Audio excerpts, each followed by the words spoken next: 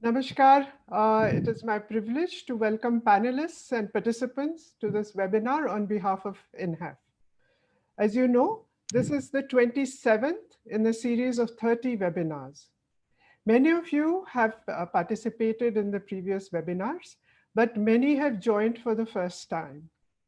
So before we proceed with today's discussions, I will take a few minutes to introduce INHAF and the series.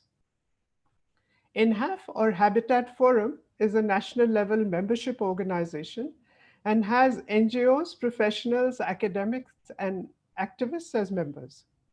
As the name implies, INHAF works in the field of human settlements and as a forum, bringing together diverse actors such as government, civil society, uh, communities, education and research institutions, and businesses.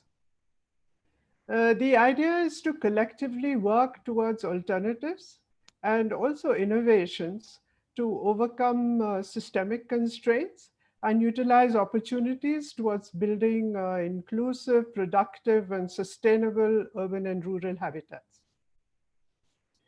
In its 3.5 decades of existence, INHAF has taken several steps in this direction. This webinar series, which is themed, as you know, as Rethinking Indian Cities, is very much part of INHAF's effort in collective thinking and sharing experience and new ideas. It has sort of emerged as a kind of a melting point to which all sorts of people have contributed, including experts, then migrant workers, trade union leaders, specialists, planners, economists, slum dwellers, development thinkers, young professionals, activists. So they've all contributed to this kind of melting pot of ideas that have come out. From June to November, we will have more than 150 people who will have discussed and shared perspectives on a number of issues to do with human settlements. And many times more people have joined in to, as participants to enrich this whole process with questions, comments, and a lot of food for thought. So what is the logic behind the webinar series? The logic behind 30 or even more webinars, as Kitty Bhai says, is to adequately handle the complexity of the subject of rethinking Indian cities. If we had just one or two webinars, we would leave a lot that would be unsaid, unaddressed, and many questions would not really be asked. So such an ambitious effort could not have been implemented by INHAF alone. And the series is a joint effort of INHAF and a number of professionals and organizations who are engaged in the field of human settlements, but also a lot of cross-cutting fields. And what has happened is that Studio INHAF has been set up to coordinate the series, because for this kind of massive effort, we did need a specialist kind of inputs. While each webinar is anchored by, by a partner organization. Like this one is by SaciWATERs, the South Asia Consortium for Interdisciplinary Water Resources Studies. The focus is on Indian cities, but that does not mean that webinars are restricted to Indian speakers and participants. The events have a mix of people and experiences from India and elsewhere, and many have actually been anchored by international organizations. This enriches the process of reflection and learning for us in India. The webinars are seen also as the much needed societal dialogue on how we handle urbanization processes and develop cities so that they remain engines of economic growth, but minus the exploitative instinct that cities have and their exploitative elements and systems.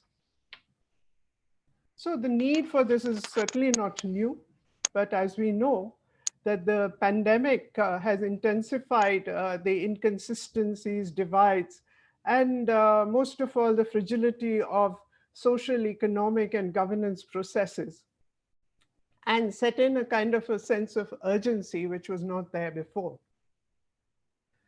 So, but actually, many initiatives and processes already exist. So perhaps what we need to do is to connect the disconnected and take them forward in a different way, perhaps. And that is where societal dialogue can be of tremendous help.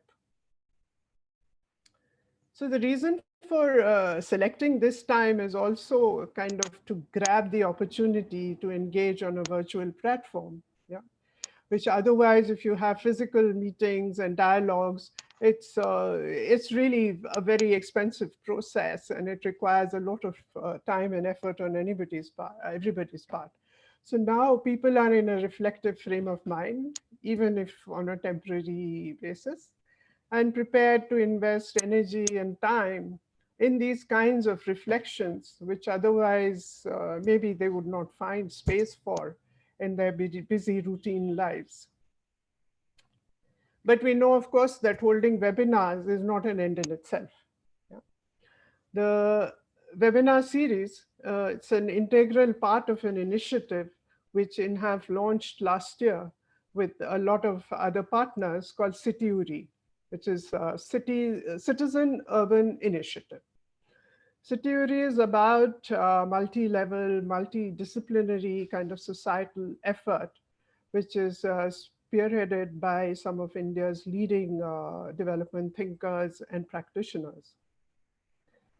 The aim of CityURI is to work on the country's responses to the complex development challenges in a way that ensures productive, inclusive, sustainable, and livable cities, towns, and villages. So the webinars, we hope, and they have done that, will provide directions and takeaways to move along this path.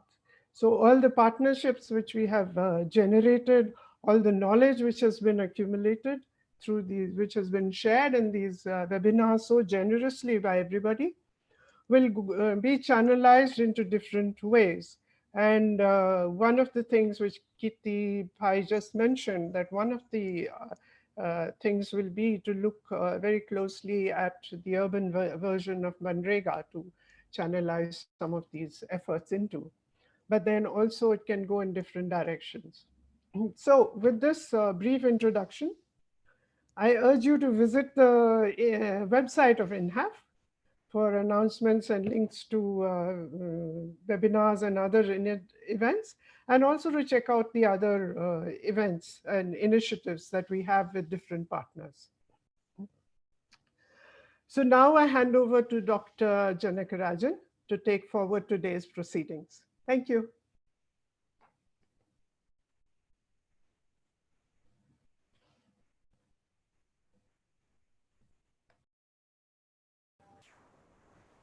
Dr. Janak, you are muted.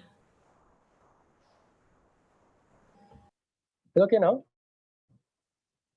Hearing now? Hearing me now? Okay. So thanks for the introduction, and it's my great pleasure to be here for anchoring the 27th in the series, webinar series, which I titled as the increasing urban water stress. And we have, in fact, in the water sector itself, had three webinars at least in the past, and this is the fourth one, I think. And we have discussed several aspects of the urban water and its availability and its demand, supply, and institutional framework, and what has gone wrong, and issues such as and the roles and responsibilities of the institutions in augmenting water supply, in wastewater treatment, and so many other issues we discussed. And we also discussed, I think, touched upon issues related to the floods, the urban floods. Now, in this particular session, I have exclusively, I wanted exclusively to discuss issues relating to increasing urban water stress, particularly, because Niti Aayog came out with a very sort of, this scaring alert that many cities in the country are going to reach a day zero, meaning that there's going to be no water, but at least the groundwater, meaning that it's really going to be an extremely dangerous and scary in the days to come for the urban world. Now, urban world now is going to become the deciding factor as far as the economic growth is concerned, in employment generation and so on and so forth. But then the cities are now increasingly either drying up or submerged in flood. And you will see that the droughts and floods are really periodically occurring in many parts of the country. And this is precisely the context in which I wanted to really discuss four important cities today. One is obviously the Chennai, on which I am going to talk about. The other South Indian city is going to be discussed by my colleague Shreya Chakraborty. And third one is actually the Gurgaon in Delhi. And the last one, which is actually an unusual city, not part of the mainstream city, which is Patna, going to be discussed by my friend Eklavya Prasad. No, these cities are very, very distinct and different from each one of them. Like for instance, Chennai is a coastal city. Hyderabad and all other three cities are inland, but then they are different in each one of them, given their hydrogeography and hydrogeological conditions, and on given the other geographical conditions. Now, what is, however, interesting to see in these four cities is a sort of a connecting thread, which is what has happened to the ecological hotspots, like water bodies, watersheds. What happened in the process of urbanization? How have we been losing these water bodies and the rivers and the floodplains of the rivers? And what have been its ecological implications? For instance, you will know Patna had over 1,000 water bodies till about last 10, 15 years. Today it is reduced to 150 or even 200.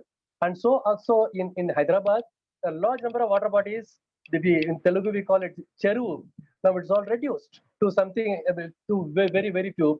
Particularly if you look at the peri-urban locations of the Hyderabad city, large number of cities have been encroached, occupied, and used, particularly for industrial estates, housing, and for airports.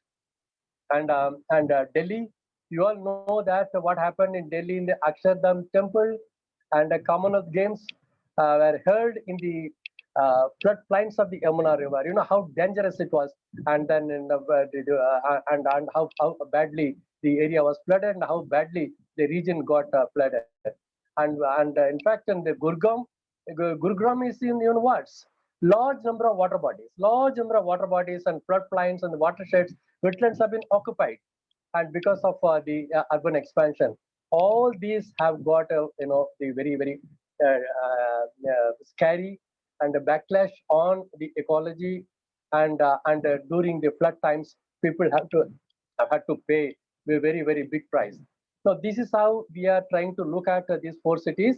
And please remember, Patna is completely a different city compared to other three. It's not a metro city. It's a traditional city, very old city. These old cities are supposed to really preserve the ecological hotspots. Even Patna had to lose quite a lot of the important watersheds, which we can discuss. Now, let me go specifically to the Chennai, and I have titled it like this: "Don't hide." I mean, the increasing urban water stress and don't hide behind climate change. I particularly wanted to mention that Radhika, please, you can now go on to the PowerPoint, run the PowerPoint, please.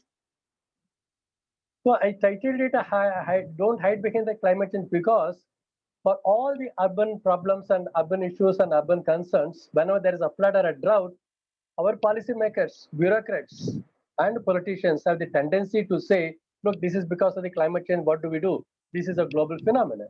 So I wanted to really emphasize that, look, there are a large number of issues which we tend to ignore because we really put the entire burden on the climate change. And that is why I titled it. It doesn't mean that, next slide, it doesn't mean that I'm saying that climate change is a fiction. Climate change is not a fiction. It is indeed real issue. And in fact, Akim Strainer, who is the executive director of UNEP and also the co-founder of Intergovernmental Panel on Climate Change, he said unchecked climate change will be an environmental, economic catastrophe, but above all, it will be a human tragedy. So it is definitely a big issue. It's a very, very important issue. Countries like India is going to suffer very badly. The South Asia is going to be extremely vulnerable, is vulnerable for climate change, global warming induced climate change. Its impact is going to really cost quite a lot on us. But having said this, I just wanted to maintain here and now that can we really hide behind climate change for all our sins and for all our woes? How far next slide. How far it is going to be, just to say that all our problems are because of the climate change, floods, for instance, droughts, for instance, scarcity. Can we really do that? So that is the context in which I really titled it this way. Let's see what exactly has happened in the case of Chennai. Next slide.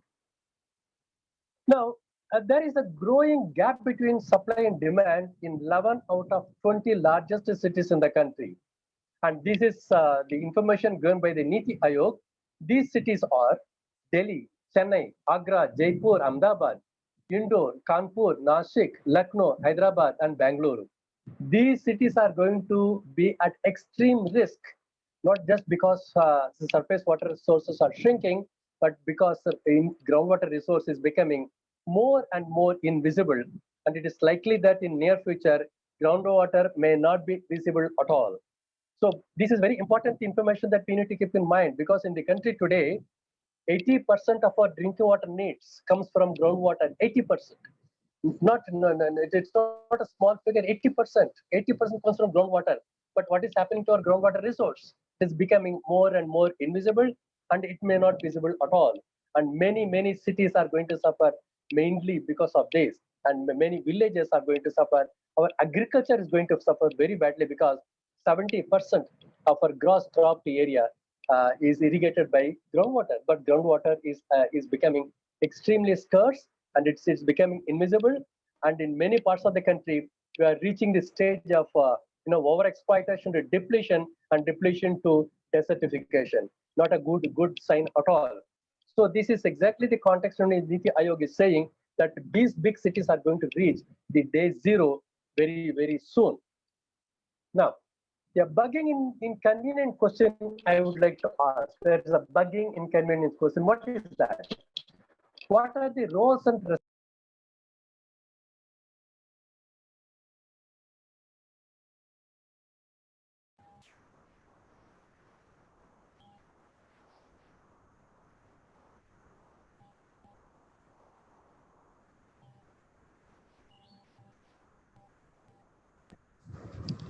sorry for the disruption.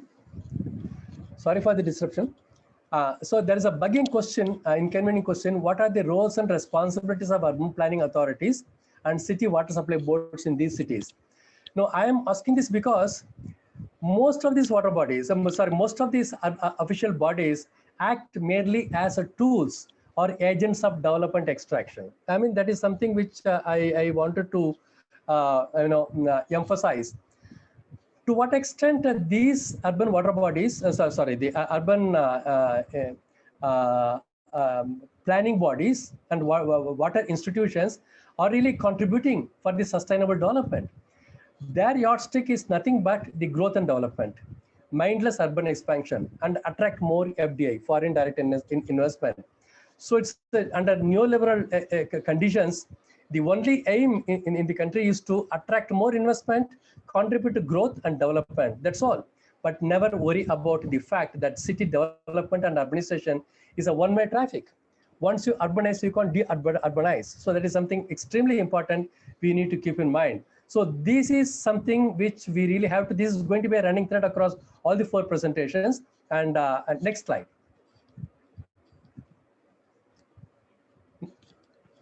Next slide, please. Yeah. So next slide, Radhika. Hello. Yes. So be aware of the huge growing challenges that cities are confronted in India today. So that is something which really have to keep in mind. the cities, when the rethinking the cities would mean we also have to really understand what exactly is happening in these cities. There's a busting economic activity. The economic activity is really overwhelming.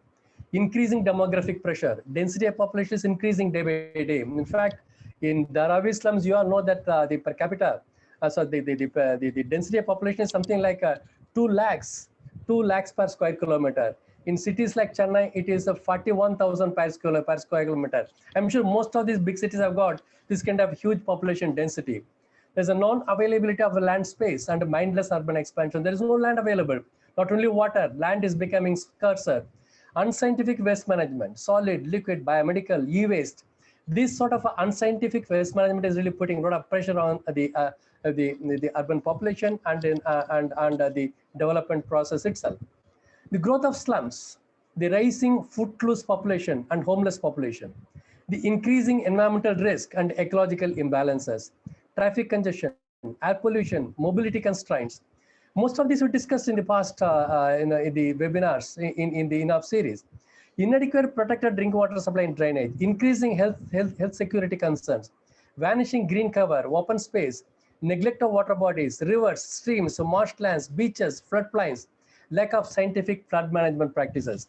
When we talk about the cities, and the challenges are many, and how are we really going to understand and document? Do we have any kind of a scientific documentation on all these challenges we were confronting? Leave alone then talking about to what extent the urban planners have really, contributed to really, handle these challenges. But there is no good scientific documentation. Next one, please. So, and in the process, we forget about the respecting the fundamentals of the urban world. It is very important. Urban planners' main responsibility is to identify and to understand the fundamentals of the urban world. If you don't respect, if you don't understand the fundamentals of the urban world, then all your plans are going to really misfire. Next one. Now, what are these fundamentals? These fundamentals are, for instance, you really have to see whether it is a coastal city or an inland city, then plan accordingly. But it is very important because if it is a coastal city, it's going to be a plain sheet of land. And please understand the density of drainage, decreasing per capita drainage space. None of these planners, none of these people in the water bodies and in the corporation, they understand what is the density of drainage. It is extremely important. You really have to calculate the per capita drainage space available and the decreasing per capita drainage space. This has got lots to do with your flood management. Understand the watersheds, rivers, streams, and other water bodies. You really have to understand what these watersheds are, where are they located, what are these rivers, where are they coming from, what was it originally, 30 years ago, 40 years ago, 50 years ago, how does it look like now? Where were the streams? There are hundreds of streams within the city. These streams have disappeared or disappearing. There are a large number of other water bodies. And most importantly, also understand the hydrogeography. This is a concept and the phrase nobody understands. Hydrogeography is something which you really have to understand and you really have to document for each city. Understand and study the varying elevation levels. Understand and maintain the given slope and the gravity. Identify and maintain ecological heart. These are given to you. You have no business to alter it. Our urban planners have taken it a point to alter it. Can you alter the given slope and gravity? Can you alter and encourage ecological hotspots? Can you alter the given elevation levels? Can you alter the hydrogeography? And these are important issues. And I would think these are the fundamentals of the urban world. These are the most important, very important, on which you have to maintain database. But unfortunately, we don't have any source, any database. And unfortunately also, I must tell you, no database is available. When I wanted to have a data on all these in the particular context of Chennai, I had no access to data. Absolutely no data. Nobody bothers even to understand what, for instance, the drainage space, the decreasing per capita drainage space. Next slide. So let me quickly now give the example of the Chennai city. The Chennai city is actually, it's a mega city.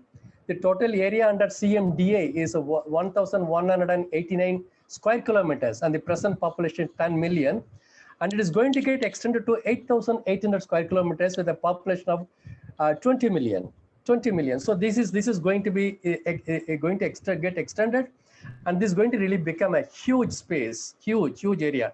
Now, what are the issues and concerns? You will see that from the map, how badly now the city is getting expanded from the brown to the other parts. Okay, now next slide. Next slide. Now, this is a slide which will tell you the floods that occurred in 2015. 2015 was a huge flood year.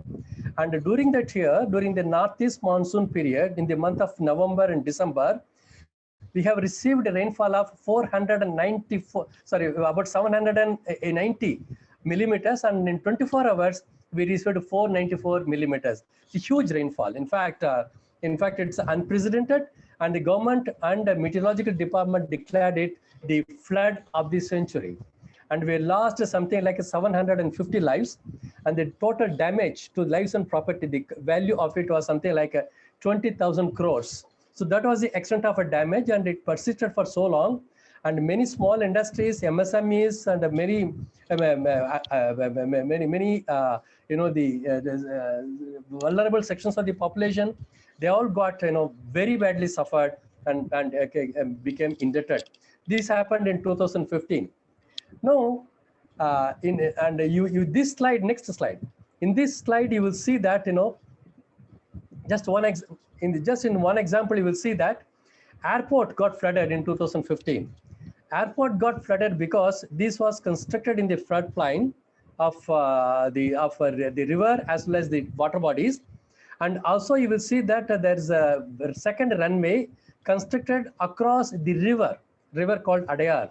And the river was overflowing, and then the airport got flooded. And I have in fact tried to understand the elevation of the river called Adayar River, across which the runway was constructed. You will see that how badly the elevation level, the gravity and the slope is affected in the Adayar River. And I used actually what's called a GPS visualizer. This GPS visualizer reasonably accurately tells you to what extent the river itself is really manipulated and encroached, as well as the river bed is actually elevated mostly because of the solid waste as well as the building debris. So that is one of the main reasons why the river as well as the airport got flooded. Next slide. Now the Chennai city is actually endowed with the excellent flood carriers. Actually speaking, Chennai city as a rule should not suffer from the flood. As a rule, should not. You know why? Chennai has got 4 rivers. It has got an excellent flood carrier. On the northern side, you've got a river called Aranyar and Kosastaliyar. In the center, you've got a river called Kuam. And the south, you've got a river called Adayar. And further south, you've got a river called Palar. These are the 4 rivers. These are essentially flood carriers.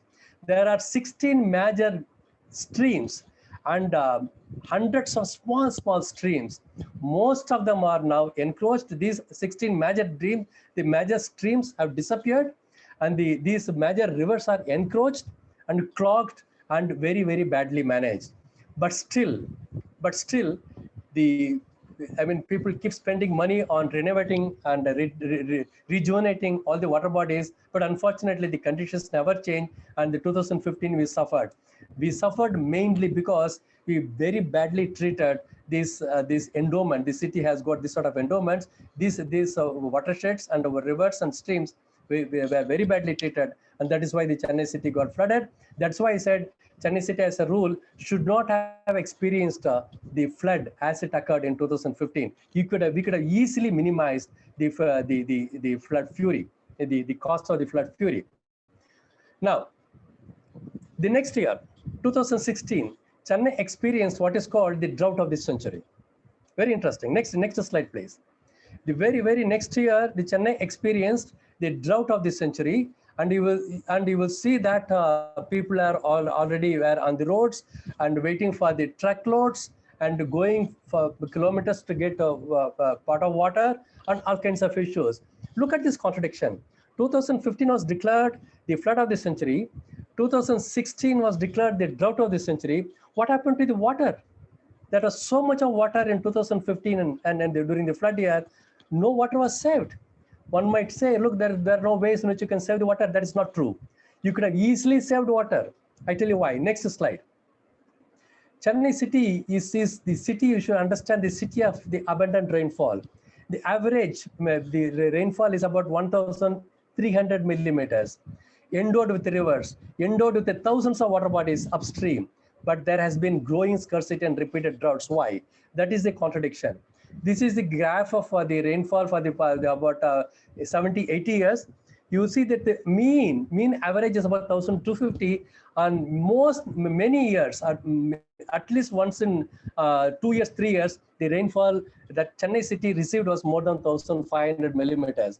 So the biggest issue is why Chennai city, despite the fact that getting so much of rainfall, has to bear the name of the thirstiest city in the country.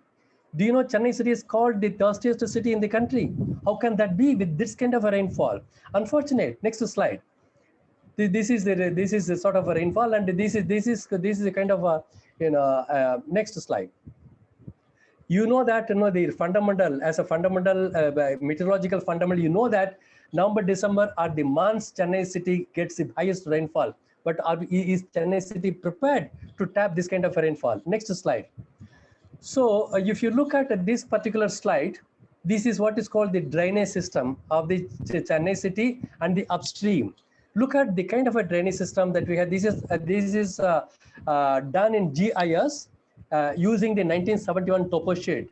The drainage system is just incredible, fantastic. It is there's so many water bodies, so many rivers and streams. With that kind of a rainfall, the water really flows into the Bay of Bengal. Look at the next slide. Next slide. And you will see that in the same area, in the peri-urban location. Next slide. These are the water bodies. There are so many water bodies. You know how many water bodies? 3,600 water bodies. There are 3,600 water bodies, small, medium, and big. And if you really include the extended metropolitan area of 4,100 square kilometers, 8,800 square kilometers, there are 4,100 water bodies. Do you know how much water can we save in these water bodies? 90 TMC feet. 90,000 million cubic feet of water you can save. In 2015 flood, you could have easily saved so much of water. Hello, you could have easily saved so much of water in these water bodies. Chennai city's requirement of water per month is 1 TMC feet. For 1 month, you need 12 TMC feet of water. If you include the entire peri-urban locations, you need 25 TMC feet of water. So if you store water in these water bodies in 1 year, you can easily sustain 2 or 3 years without even rainfall. But unfortunately, the 2015 was a flood year. No water was saved in these water bodies, and therefore 2016 was considered the drought year, drought of the century. This is a problem. So this is precisely the reason, and why I say that people do hide behind climate change without really understanding the watersheds and the hydrogeography and the dynamics, water dynamics. On top of this, we have next slide. On top of this, there's also called wetland. It's a fantastic wetland in Chennai. It's called a Pallikarne wetland. It's a marshland. It's an area of originally 7,000 acres, now reduced to less than 500 acres. This is considered the sponge of the Chennai city. If water is saved in this marshland once, the groundwater that is available in this marshland is capable of supplying water to the entire city. Today, it is very badly treated. Go to the next slide, please. If you look at the next slide, you will see this is how the Pallikarne marshland, wetland is treated with the garbage, buildings, roads, and all kinds of stuff. Next slide. And look at the way we are treating this wetland. This is a very important ecosystem. Next slide. And you will see with the garbage and the smokes and nothing. Unfortunately, these are in a very, very bad shape. Therefore, if you look at all this, one would like to conclude what is really happening to the commons, streams, water bodies, rivers, marshlands, lakes. What is happening to all these commons?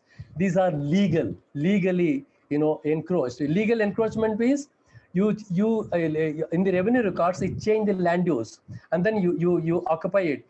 It's called a legal encroachment. And then you encroach, and then you get legalized. And then there is all illegal encroachment. So legal encroachment, legalized encroachment, and illegal encroachment, this is how the commons are encroached and then contribute to the ecological destruction in the city. Next slide. Therefore, the key message that I have got here is to show that the land, water, and people are already vulnerable.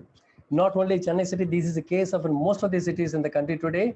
The land, water, and people are very vulnerable, and it is important that we need to acknowledge the gross institutional failure. No point in saying that the government, the water boards in the cities in the country today are trying to get water from the distance, and their only aim is to contribute to the water supply augmentation.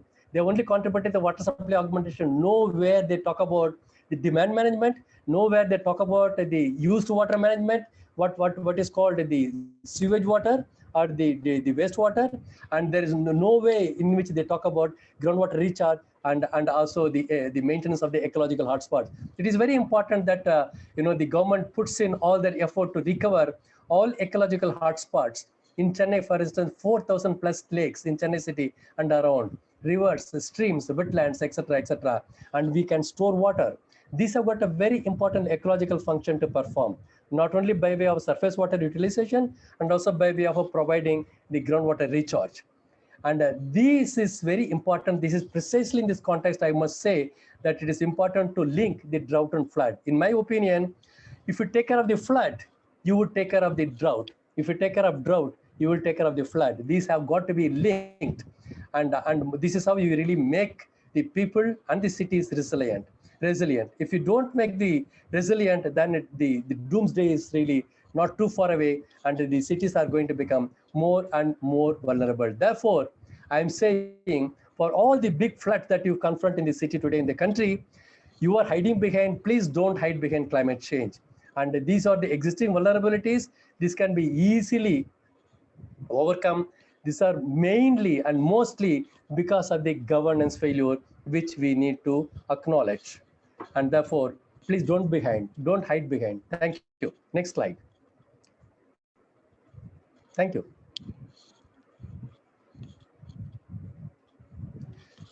Okay, now in this context, can we now go on to the next speaker? I think the speakers are introduced. Somewhere, Radhika, the speakers are introduced somewhere?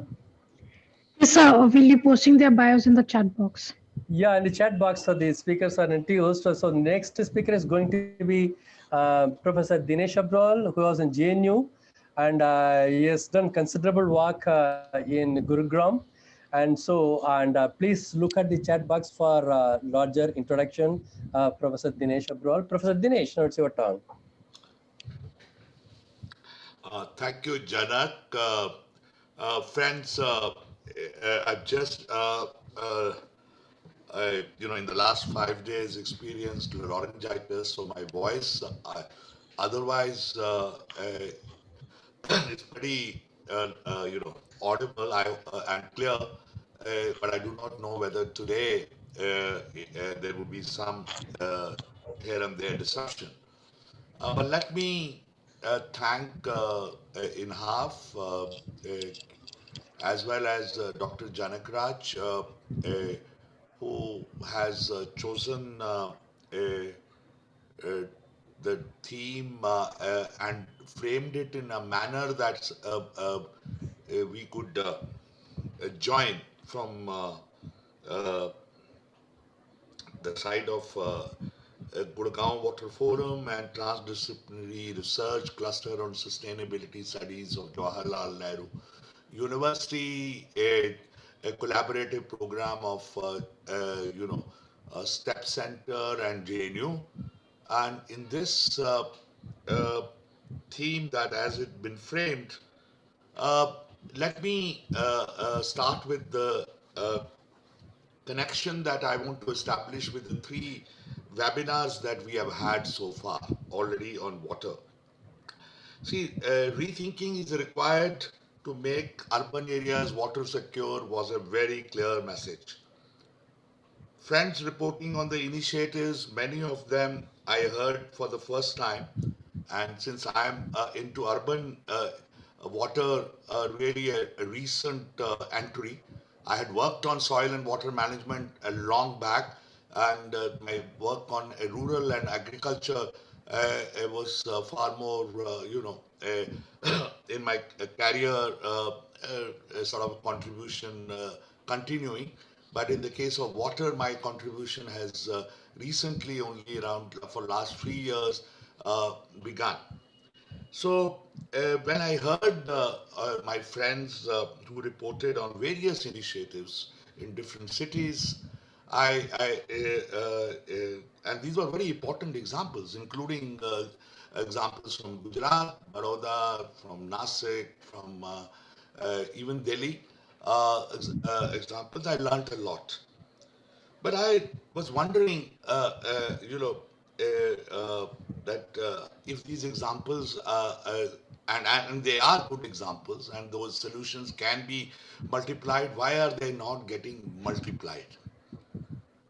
That question was bothering me, and I was wondering whether initiatives that we are taking in terms of mobilization and organization of people in different cities is taking into account that the issue is not just technical, and issue is not even uh, of mobilizing for a specific set of solutions, but really how do we open space for these solutions and initiatives to such an extent that it becomes a politically important issue for the society Dinesh, as a whole. sorry, Dinesh, sorry to interrupt, Dinesh. Are you sharing your PowerPoint? Yeah, I am. Am I not? It's not coming on the screen. It's not. Otherwise, you can Yeah. ask Radhika to put it on. Yeah, okay. Radhika, you put it on in case that's easier. Yeah, it's easier. But I thought I was able to see it, but I do not know why it wasn't showing Now up. it is on. Now it is on. It's Yes. on? Okay, fine. I'm sorry. Yeah. No, so the point which I was trying to make was that the three Dinesh sir, webinars that, I'm sharing the screen. So yeah, please fair tell me enough, when to Radhika. change the slide. Yeah, No, no, no, which I'll keep telling you. So you move on to the, Yeah. in another minute or so, the next slide you can go for.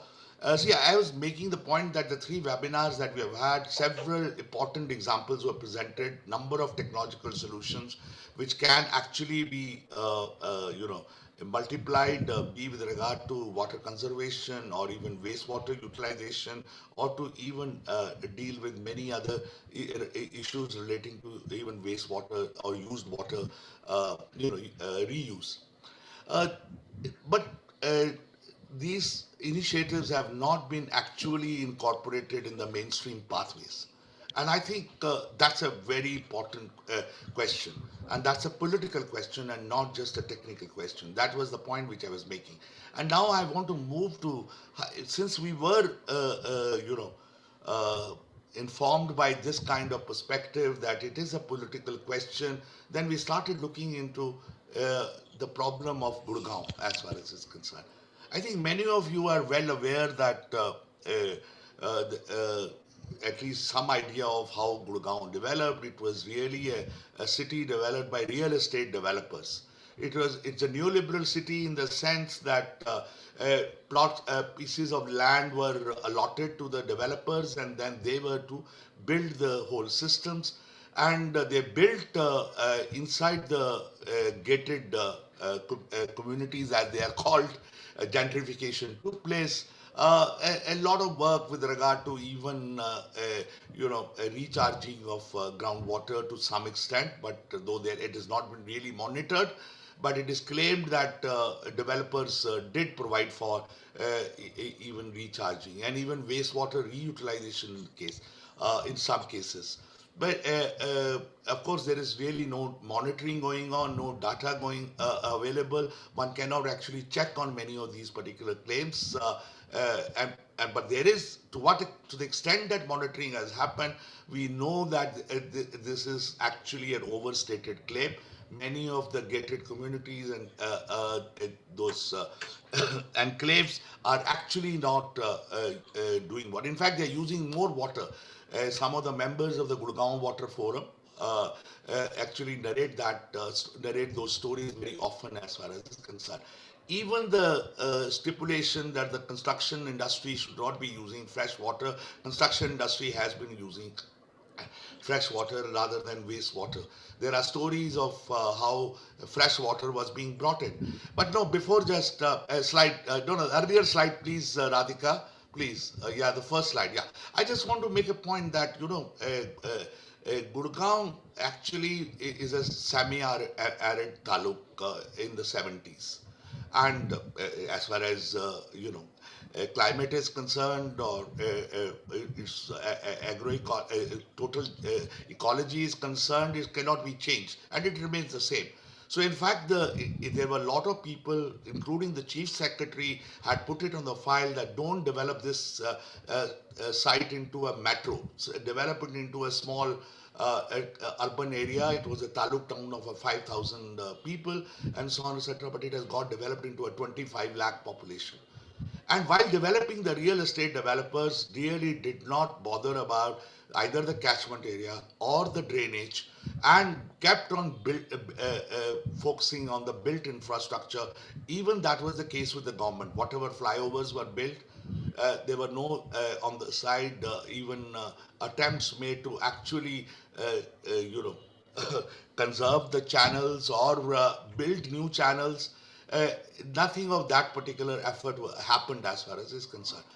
And on the top of it, what we realize is that there has been encroachment going on of the Aravali habitat. It's a southern Haryana, the southern Aravali, and Gurgaon actually has been expanding into Aravali habitat. And one of the recent death knell that was required to be mentioned was the amendment of the Punjab Land Preservation Act, which was passed in 1900. And this act was amended this year in 2000, January 2020. The governor gave assent to it, and 60,000 hectare of the South Aravali lost altogether. South Haryana Aravali lost. And so encroachments, of course, continue to take place, and by powerful people as far as is concerned. But that's not the only thing. You will see it in another slide later, that 5 more cities are going to be built. Japanese city, the Korean cities, and for all these cities, and they all share the aquifer.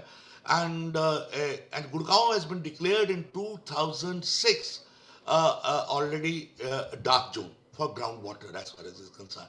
Its water comes from the Yamuna Canal. There is a 70-kilometer canal which has been built, and to bring water to Gurgaon, and it is shared for also it's 2 canals. They're shared by parts of canal are also shared for agriculture, and parts of canal are shared for urban area. And urban area has been really eating up water as far as drinking water, and it's a guzzler. And in fact, there has been hardly any effort to actually plan the use of water, even that the water we have, etc. Lot of informal water markets have come up in this particular area, and you will see that they really are over extracting groundwater, and 2006 dark zone, and continue to draw more and more water, please, and more expressways being built and so on, etc. The master plans that you had, none of these master plans we could find that any place for water bodies indicated that saying they need to be conserved. Only the water supply towers or sewerage STPs were mentioned as far as is concerned. Our master planning, the way the land use change was supposed to be planned, did not take into account water itself. Because water was an externality for the urban planners, and particularly for the real estate developer.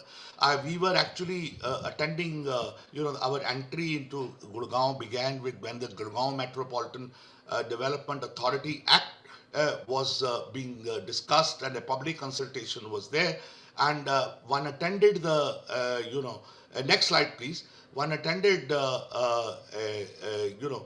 this particular public consultation, and raised the issue that why are you dependent on distant water sources only, and you have not been actually undertaking measures and actions on be conservation of water bodies or on informal water use, where there is an over extraction going on both in gentrified areas as well as in urban village. This is a rentier economy. If you go to these particular villages, thousands of migrant workers live there, and they are supplied water through informal market, and water is extracted through groundwater is extracted, and this particular water is then supplied, and a huge amount of charges are there, and they earn money through this selling water as far as concerned. So no use is regulated. If you look at the sources of water stress, Janak was talking about the hiding behind climate change. But I was wondering why, what else is the casualty, or what else is the aim, motive? It is also motive to motivation is that you have had a faulty urban design. And I can talk of through personal knowledge that the discussion that we began in the GMDA, the Gurgaon Metropolitan Development Authority Act, the bill public consultation, we were said that this is all not possible. Professor Abrol, this is academic. Urban cities urban areas cannot be planted more than 30%. 70% is going to remain unplanned. And water has to come from distant sources. There is, so if there has been a neglect of local water here, as far as it's concerned, it's understandable as far as it's concerned. Let us recognize the reality. That's what we were told as far as it's concerned. So there is a certain kind of fait accompli. It's accepted. This is an assumption. This is the imagination that the water will come from long distant areas. Don't need any measures to be taken there. And you are covering up for all the challenges that kind of imagination creates for the city. So it's really designed in that sense. In a sense, cities are bound to face this particular water stress as far as it's concerned. In fact, what happened in the PLPA, it was not that the amendment that I'm talking of, a 119-year-old act being amended. There was a lot of opposition. Even the Congress government, which used to actually also not do anything better, they actually were in command at one particular point of time, opposed the PLPA Amendment Act in the assembly as far as it was passed amidst the shouting as far as it's concerned. Citizen groups were out on the street to oppose it. Many of them even said that we won't vote in this particular coming election. So resilience perspective, it calls for a very different kind of politics, and a state and an administration which cares for and the city water situation, cares for people itself, because many of these migrants, etc. So Dinesh, you got another 5 minutes. Okay. Dinesh, you got another 5 minutes. Okay, Achha. Next slide, please. That as far as next slide, please, concerned. Next slide. Yeah, this is what I'll come to the Gurgaon Water initiative that amidst this, that we need to change this particular imagination. We need to open up space for politics of a different kind altogether. Inequality was never recognized in this particular place. Even the middle class organizations, a lot of them have come up, etc., but poor were not on their radar as well. They were always below the radar. And in fact, it's these people who are paying more, it's these people who do not have access, and these people who need to be brought into the politics. So if you look at their water quality was in fact even poor, very poor. Next slide, please. And they suffer on not only because when cars suffer, and this is Shreya's work, when cars suffer on account of urban, flooding, but they suffer from water logging every time. And if you look at this, Shreya was with us during that particular period. This particular work shows inequality. Next slide, please. Next slide, please. This is the Gurgaon Water Forum, which actually decided to bring a lot of stakeholders together, just mentioning there. Next slide, please. I just didn't realize that, I'm taking too much time on the earlier slides. Now see, this Surat Nagar, in use area which gets even waterlogged, even with the smallest part, rain, event. And in this particular place, we mobilize the people we got the people together from all political factions and it did a street rainwater harvesting, which is not very common in this particular case. In fact, the whole infrastructure in Gurgaon, including the old Gurgaon as well as new Gurgaon, is impermeable. It is not a sponge that which can take water.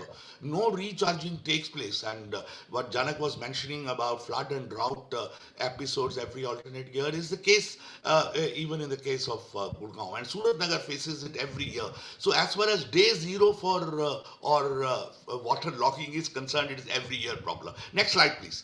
Next slide, please. Next slide, please. Yeah, this is the Shakti Nagar slum, which also we have taken up. No, just 1 second. Shakti Nagar slum is very important. This is an area where a lot of homeless people who live on, that is Sukrali. Please, a previous slide. Just, I want to show the Shakti Nagar slide. Yeah, this is a slum. It was there for 20 years. Recently, it was cleared by not by the government, but by a powerful person. And that too happened during COVID. So see, advantage, or just prior to the COVID, it had begun to happen. And during COVID also, people were being threatened. So this particular slum, we have taken up, we are working on actually a wastewater reuse and in this area, and bioremediation, the phytorate and root zone technologies are going to be deployed, and this project is already on and this is being implemented. Next slide, please, Sukrali. Now, here is a water body. Which was being filled by fresh water from the local self-government bodies source. And we said, no, you have a lot of storm water. This can be used. Grey water is there. There are hundreds of migrants and students living in that particular area whose water from kitchen and the bathroom can be actually treated, as well as even if the black water is there can be treated. Why not you cooperate? And this is how the project came up with the help of the citizens altogether. And we have now almost completed the two rainwater harvesting structure, and the work is just starting on the root zone method. Next slide, please. Next slide, please. Yeah, this is a catchment area. It's been encroached. It was in fact, if you look at a lot of 389 water bodies were there in the last 60 years, which we have lost in this particular area. If you look at the catchment area of the Ghata Lake was about 90 square kilometers, covering Ayanagar, Asola Wildlife Sanctuary, Bhati, and so on, etc. This is an area where we have identified now a site for 2 check dams, and this is what the work is already on. Survey has been completed. The work should begin any time now, very soon, within a month or so. Next slide, please. Next slide, please. This is Bandwari village. Yeah, so I think given the time that is short, so why did we take that particular route of, to actually firstly establish credibility that the urban poor are important, local waters conservation is important, wastewater reuse is important, built infrastructure needs to be properly designed so that actually you don't have a situation that the water cannot be absorbed when there is an excess water, and it can be used for recharging. And this particular kind of message was not actually accepted right in the beginning by even the residents' welfare associations as well. Their imagination was also, there are 5 dams planned on the Yamuna River. Why are we not focusing on that? So we said, no, while that you have been focusing on for very long, continue, but here don't neglect it, your responsibility. If you talk of public administration, I can talk stories and after story. Janak is aware of many of those particular stories because I've shared with him and those particular stories. And this is the kind of then the work which had to be done. Next slide, please. This was done through the, not only it fell flat, but then how do we evaluate the last 3 years of our work, the kind of work that we have done as far as it's concerned? I'd say some success in terms of changing the imagination, changing the very narrative of the city. We worked recently on a Gurgaon citizen charter in which water was included as a core issue. After a long time in the manifestos, it began to be talked about. Secondly, in fact, if you look at now in the GMDA as well as in the Municipal Corporation of Gurgaon, which came up only in 2008, Work began in 1980 as well as of urban development in Gurgaon is concerned. After 28 years, there was a municipal corp. It was all work done through parastatals, that is the huda, which are not democratic way of doing things. So exercising democratic right, democratic voice and opinion is important. But if imaginations are the same old imagination, that the water will come from distant sources, we don't have to do our part, the politics won't get opened up. This is the point with regard to a number of areas we have opened up. I do not have time. The next slide, please. And I just want to, there are a lot of gaps. And this is where what has happened so far. Just now, I've really brought together so many actors. And we are grateful to them that they have really chosen to partner with us. Next slide, please, as far as is concerned, including the RWAs are concerned. So what are the lessons that we have from a social mobilization? We have built a platform for knowledge production and utilization. We have brought number of institutions, Jamia Millia Islamia, Jawaharlal Nehru University, IIT Delhi, MDI, now Management Development Institute included, has come in, and lot of citizens bodies and so on, etc. And we are beginning to, I would not say consensus, I would not say convergence, but there is certainly issues which needed political attention have begun to be talked about. And during COVID, we together worked for distributing more than 20 lakhs meals in this particular period. Dinesh, one more minute, Dinesh. Please, next slide, Janak, I will fully cooperate. There's some general lessons on getting started as far as is concerned. You don't need to work for a complete convergence and consensus, but collective practical approaches are the starting point. But do not concentrate only on collective practical approaches. In fact, bring together people to open space for water becoming a political issue as far as is concerned. Contestations are must, and we undertook contestation with even our partners, our collaborators, and not only with the public administration and not only with politicians. You cannot actually Bazaar, Samaj and Sarkar. Actually, there has been a discussion in the last 3 webinars about that they have to converge. No, there may not be convergence. In fact, Sarkar and Bazaar have been together, and actually they have brought the situation to this particular crisis as far as it's concerned. They have to be contested. Sarkar has to be contested, the Bazaar has to be contested, and society included in that contestations have to be undertaken. That's an important lesson as far as seeking cooperation is not anti-contestation. In fact, contestations are undertaken in a manner that the cooperation can be built. A district and entity for Gurgaon Water Forum has got built, and we are happy that even the middle class organizations are calling us, and we are all together joining hands. Next slide, and the last slide, I think that's the case. Citizen science is being undertaken. We have collaborated with so many communication agencies and variety of organizations which already existed. We have built on their work and we are collaborating with them. And this last slide, please, the last slide, theory of change. And this is my last slide. The slide, this shows that there is going to be a longer term power dynamic. We haven't defeated the real estate, because during this particular period and post-COVID period, we are going to see many more business groups depending on infrastructure to develop themselves. And this is what the Gurgaon city was all about. And they did not bother to internalize the costs of urban development. That means they didn't bother to actually build water and sanitation ecology. On the whole, leadership means the ability to deal with contradictory and diverse issues and challenges, and then work out collaborative action.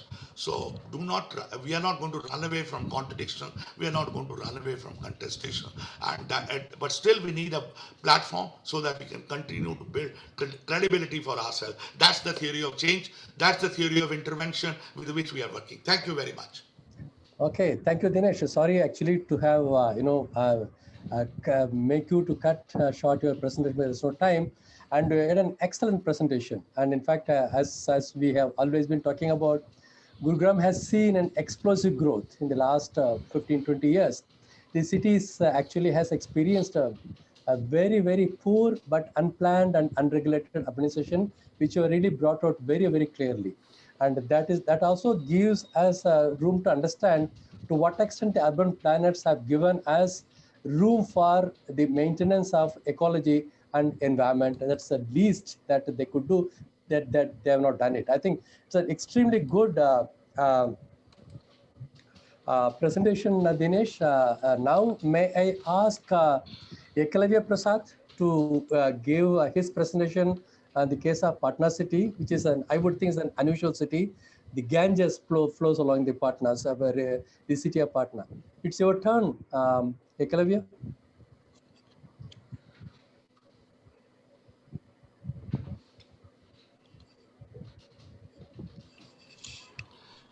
Janak, I hope that this PowerPoint will be shared because some of the points that are there in the PowerPoint slides can be actually available to everybody. Yeah. Yeah, it will be sure. Yeah, okay. Eklavya ji, you are muted. Please unmute yourself. You are still muted. So, I'm so sorry. I'm so sorry. Yeah, now we can hear you. I'll stop my video and so that the focus is on the presentation. Okay. At the outset, I will thank INHAF and SaciWATERs for giving me and Megh Pyne Abhiyan the opportunity of coming and sharing our experiences with regard to Patna. And though we have not been active in the urban space in Bihar, but we have been working in the urban space in Jharkhand, in Dhanbad, where we are looking at working with the young minds to create water leaders for future, and working with schools here and trying to replicate that model in other parts of the country, within Jharkhand and in Orissa as well. So this presentation, as Janak had said and mentioned in his opening remarks, that this is going to be different. And it is different than what the previous speakers shared, whether it was Janak or Abrol, whether, I mean, in terms of the kind of work. Here, my entire emphasis is going to be on what Patna has to offer, what Patna is all about, and what exactly is being talked about as far as floods, waterlogging, infrastructure development, crumbling of urban spaces, etc. In order, and also to give a context to the whole problem there.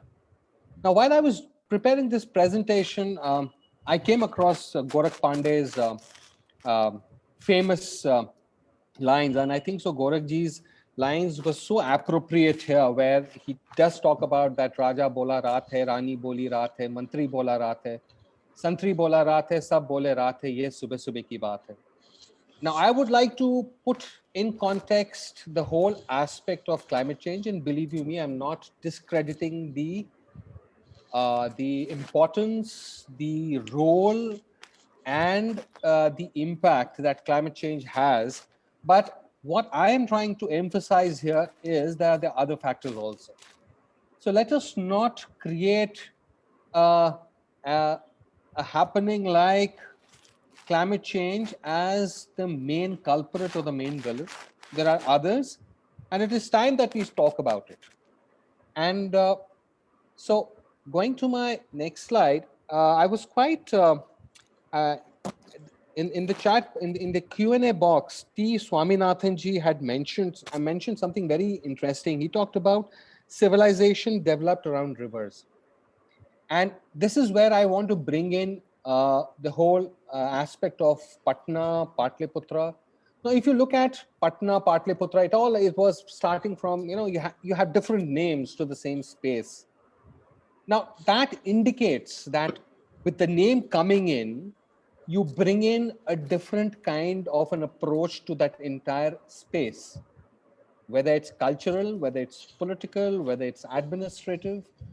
So it is important for us to go back and also to look at as to what were the different nomenclature of the state and of the space of the city, and why was it? Because that will bring us to lot of nuances which are important today when we are dealing with a major issue of urban water problems. And here I'm being very specific to post 2019, the floods that occurred in Patna.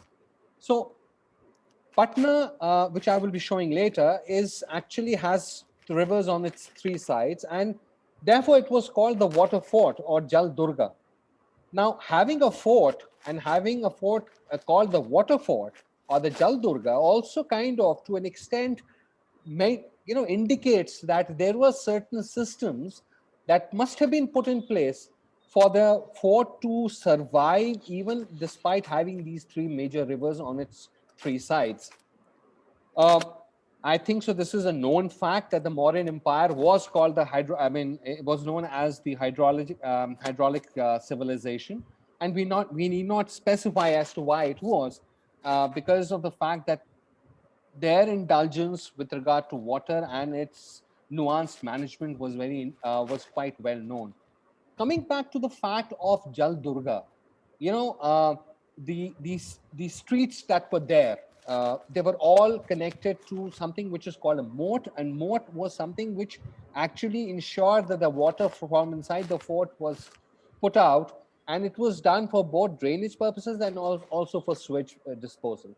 So today's Patna, what we are talking about is not a space that has not dealt with these kind of issues before. Definitely things have changed. It's not the same.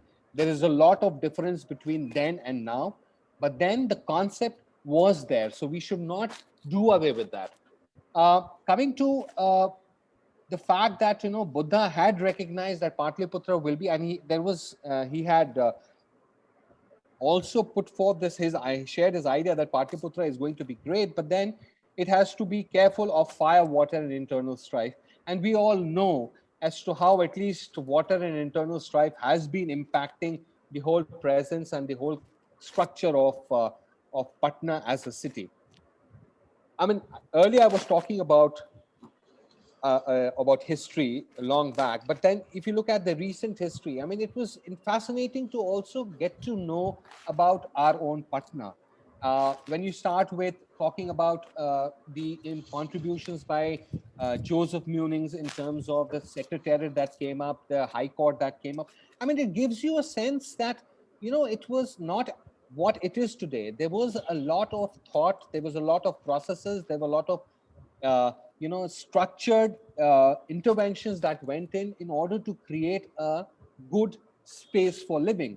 And I purposely had the second point here which it's in an official document. It says in 1950s, Bihar was the next best administered state in the country after the Bombay state, and Patna's planned development was in sync with the state's overall direction.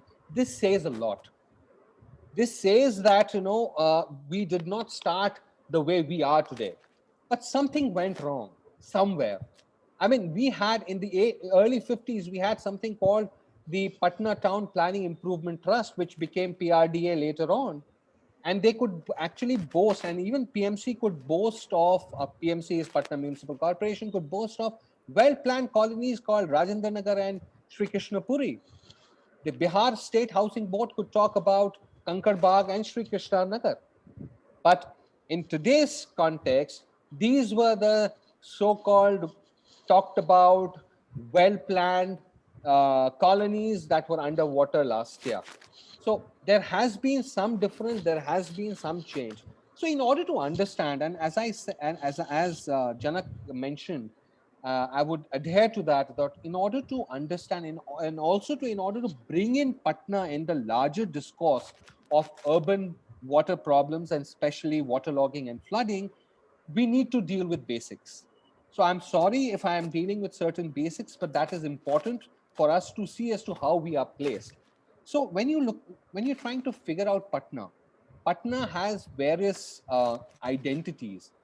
I would be largely talking about the identity called the Patna Municipal Corporation. But prior to that, we have something called Patna as a town and Patna as a district, which has almost about 6 subdivisions. So it's huge. And also as a regional development area, which has areas from other districts as well, like in terms of Saran and Vaishali. So not spending much time, but just to give you an idea that, when we talk about Patna, it's just not an isolated entity. There are a lot of overlaps, and also it happens to be the capital of Bihar. So there are a lot of these overlaps. There are a lot of overlaps in terms of responsibility, overlaps in terms of administrative nuts and bolts. So looking at this is how Patna looks. I mean, in terms of the diagram. I mean, the layout of Patna in terms of how does Patna actually is located. So I could not bring in the Punpun River, which is in the eastern side, almost about 25 kilometers downstream. But if you look at on the left hand side, you see Son coming in. Then you have the Ganga. Just above the Ganga, you have the Gandak flowing into it. So it's the area which is actually water rich, I would say. And therefore, one would assume that if you have this kind of an allocation, the first thing that needs to be done is in terms of understanding as to what the problems are and how do you deal with it, and to ensure that people who are staying in this space do not face problems on a regular basis. I would this is again and just an overall idea as to how Bihar, especially Patna Municipal Corporation, has grown over last years from 1901 to 2011 in terms of population, in terms of the spread. Now, these are figures which just gives us an idea. But then what is important for us is also to understand that despite the space, unless and until the intent is there to create something planned, it is not going to happen. And whatever we do with the numbers, it's not going to tell us. So basically, in order to understand as to which are the institutions involved, when we talk about water, when we talk about the urban plans and the programs. So there are basically three. One is the Patna Municipal Corporation, and which is basically is in charge of all the 75 wards that are there in PMC. Then we have the Bihar Urban Infrastructure Development Corporation. It's known as BUDCO in short. And basically, they have almost about 10 different, and it was initiated somewhere in 2009 as a company owned by the government, and they have 10 verticals which they are supposed to be looking at. And last but not the least, we have the Urban Development and Housing Department, UDHD.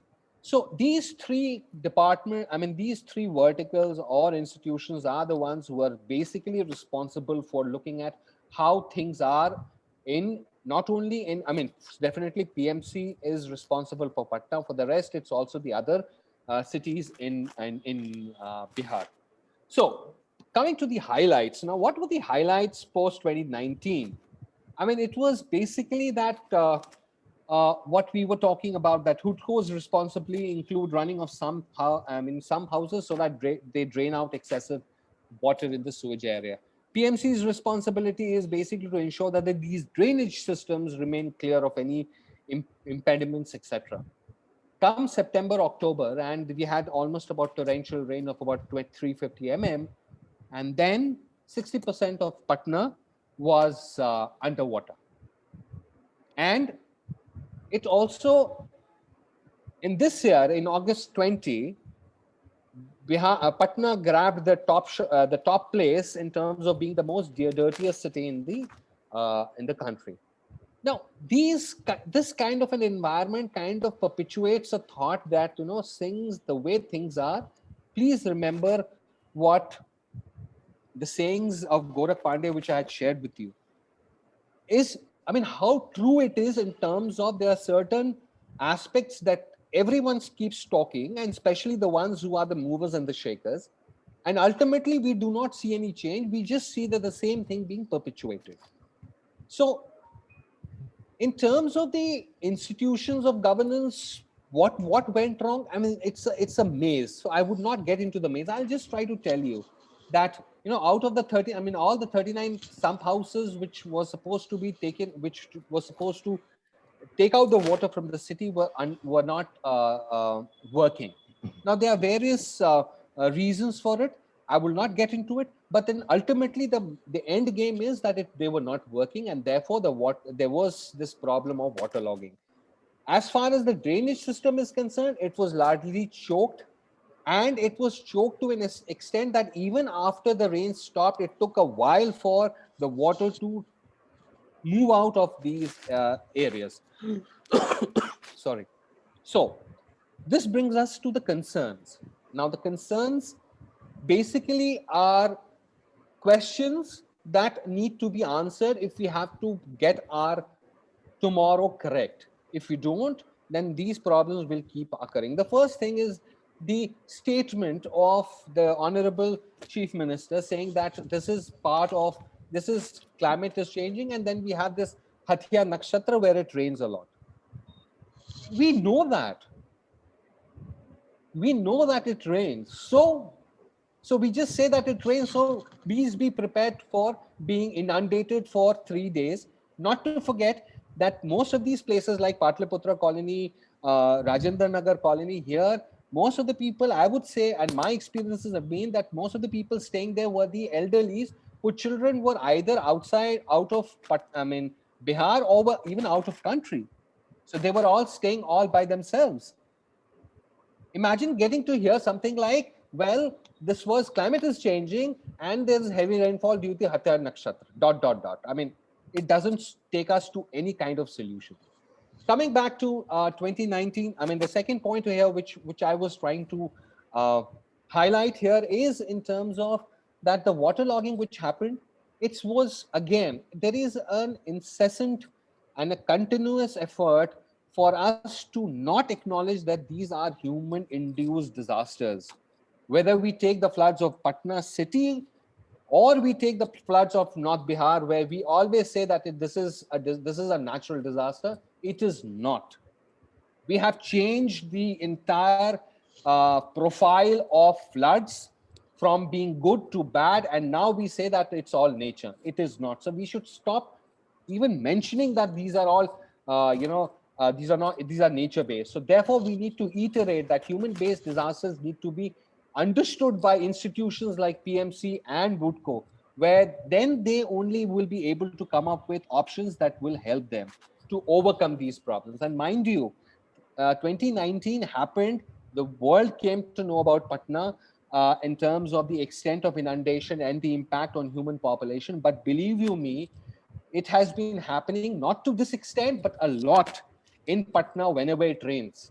So this was of a different level altogether, but people in Patna have been regularly on an annual basis being experiencing this. And yet, after every flood season, we get to hear that next day it's not going to happen and the same thing happens. So imagine a colony. I mean, the most hilarious, unfortunately, part was that when the flooding was happening, people started asking for the city's drainage map, and that was not available with PMC. And there was a lot of controversies around it. Let's not get into it. The point was when we needed the map was not provided by the institution that is supposed to be looking at the problem. Imagine colonies like Rajendranagar and Kankarbagh, which were once hailed as well planned. Actually, they went underwater in 2019, but they continue to do so. I just wanted to show you, this is the drainage and water supply of Patna, which was required at that point of time and unfortunately was not made available. So again, the whole fact of blaming the topography. Eklavya, you have 5 more minutes. Eklavya, you have 5 more minutes. I'll finish it. Yes, I'll finish it. So, blaming this city's saucer-shaped topography, and then saying that being surrounded by Ganga, Punpun, and Son and the climate change are responsible. I mean, again, it's about running away from the problems that we have been, we have created for ourselves. Imagine the last so-called drain network was done in 1968, and beyond that, nothing much has happened. And because of the lack of sufficient drains to carry on water from these 38 pump houses to rivers and other water bodies, that also leads to waterlogging. So the point here again is, just by blaming climate change, one thing is sure that you'll wash your hands away from the real problems, but then they'll keep emerging, and at one point of time, it has to be addressed in some way or the other. And it is good in a way that Bihar, I mean, Patna is still at a threshold where there are a lot can be incorporated, a lot can be learned, and somehow there are initiatives by the government, but I don't know how much of that initiative is actually turning out, is transforming into real action. Again, the whole thing of Patna urban infrastructure to the present 22 million population is actually not sufficient to withstand that pressure. When we talk about drinking water supply in other areas of concern, because on one hand, we are dependent on groundwater, the groundwater is being pumped to provide water to people, and then we realize that 45% of the water is lost primarily because of the fact that there are leakages in the transit, and almost about 60% of the local population are only in the network, rest 40 are not. So when we are looking at ways of dealing with the problem in a holistic manner, aspects like these need to be taken up head on, rather than just talking about a climate change impact on flooding, which is not going to answer to any of our problems. Again, the kind of sewage that is generated in Patna, how much of potential do we have? What are we doing with regard to it is something which is not addressed at all. And unfortunately, that could be possibly the reason why we are again on the top of being the dirtiest city in India. As regards the other problem here is, and which is with regard to unregulated construction leading to encroachment. And unfortunately, institutions like AIMS Patna, they have been responsible of coming up or being constructed in on water bodies. And therefore, one could understand that, in the 60s when, and as Janak had also mentioned, that in 60s when we had almost about 1,000 water bodies, in 2019 it has come down to 200. So and it seems the government wanted to bring about, I mean, they are trying to revive two big water bodies in Patna.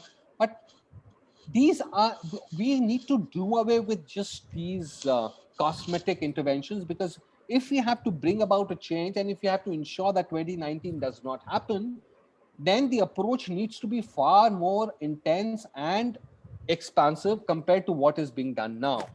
And as regards the importance, this is my second last slide, coming to issues like functional and institutional revival of PMC, BootQ and others, it needs to be looked into, because of the fact that there is so much of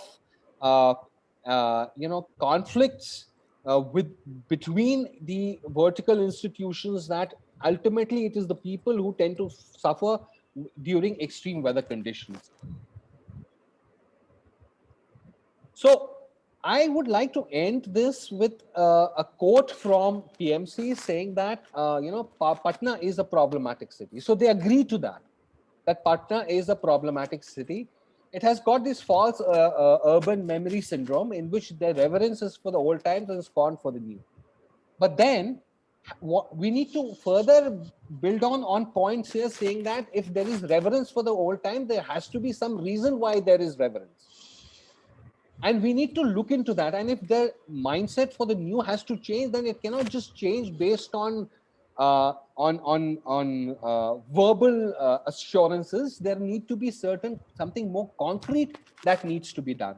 And it is interesting to see these reports that are being done, that are being put on the public domain, that has been given to the to the urban, for urban reforms and to the urban development and housing department of government of Bihar. But what next is what we need to look at. Thank you. Okay, thank you, Eklavya. That's a wonderful presentation. And what a story you have to tell us. The city of a marvel with a fantastic history. And then now it is reduced to the position of a dirty city in the country. Very, very sad. And you very rightly mentioned that the city of a water abundance, so much of water. And what's happening? And you clearly brought out the case where the bureaucrats, the urban planning authorities have failed miserably to bring in positive change. Thanks. I think we'll discuss more about it after Shreya's presentation. Shreya, now it's your turn to talk about Hyderabad.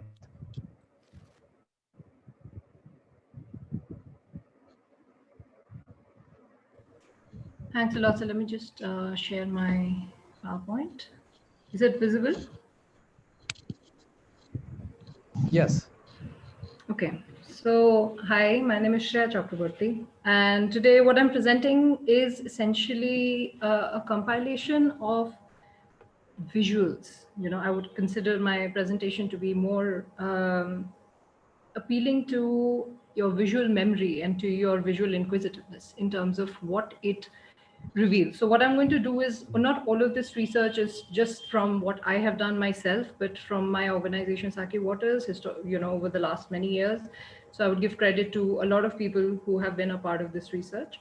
But the aim for my presentation today, since we've heard some really, really good presentations so far, we've heard about water bodies, we've heard about the history and how it comes, how imaginations of cities are made. And we've also heard about how to bring people together onto a platform and the contestations around it. So I'm going to add to that, not with a very distinct story, but rather some scattered pieces of how I visualize the city of Hyderabad. And what we can take away from the city in terms of understanding urban water stress. Now, number one, what I would like to say is that it's very interesting to see the three cities we have discussed so far, how different they are in terms of their hydrogeology, in terms of their water resources. And yet the experiences of these cities seem to be so similar when it comes to talking about floods, talking about droughts, talking about access, talking about inequalities and insecurity. So it kind of makes you wonder how varied water situations or availability in different cities might be, that there is some kind of a process, or in institutional process that is going on behind, which seems to be very similar. There's an urbanization process going on, which is very similar across all of these cities, that somehow does something to no matter what kind of water resource is available, and somehow distributes it unequally and makes sure that a crisis emerges no matter how much you have. So I think I'm very aptly placed today with regard to this presentation and Hyderabad's situation over the last 1 week.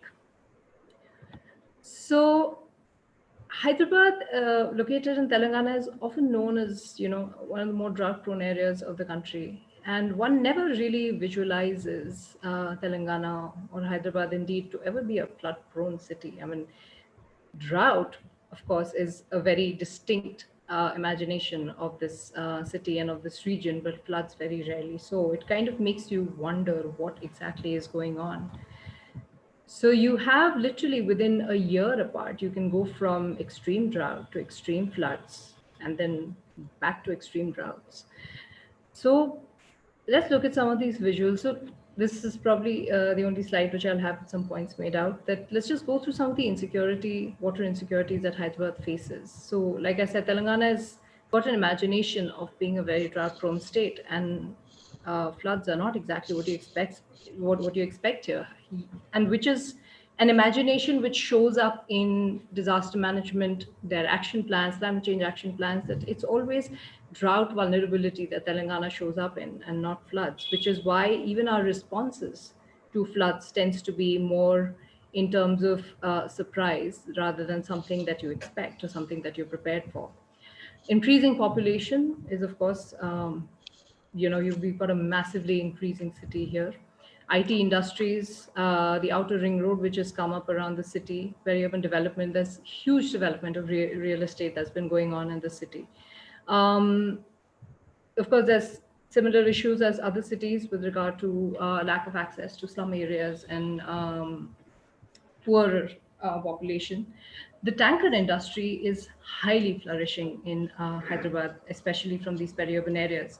And you will find them amazingly, not just during droughts, but also during the floods. The last 1 week in Hyderabad, we saw tankers come out everywhere. So you have simultaneous having too much water and having too less water, like literally in the same space.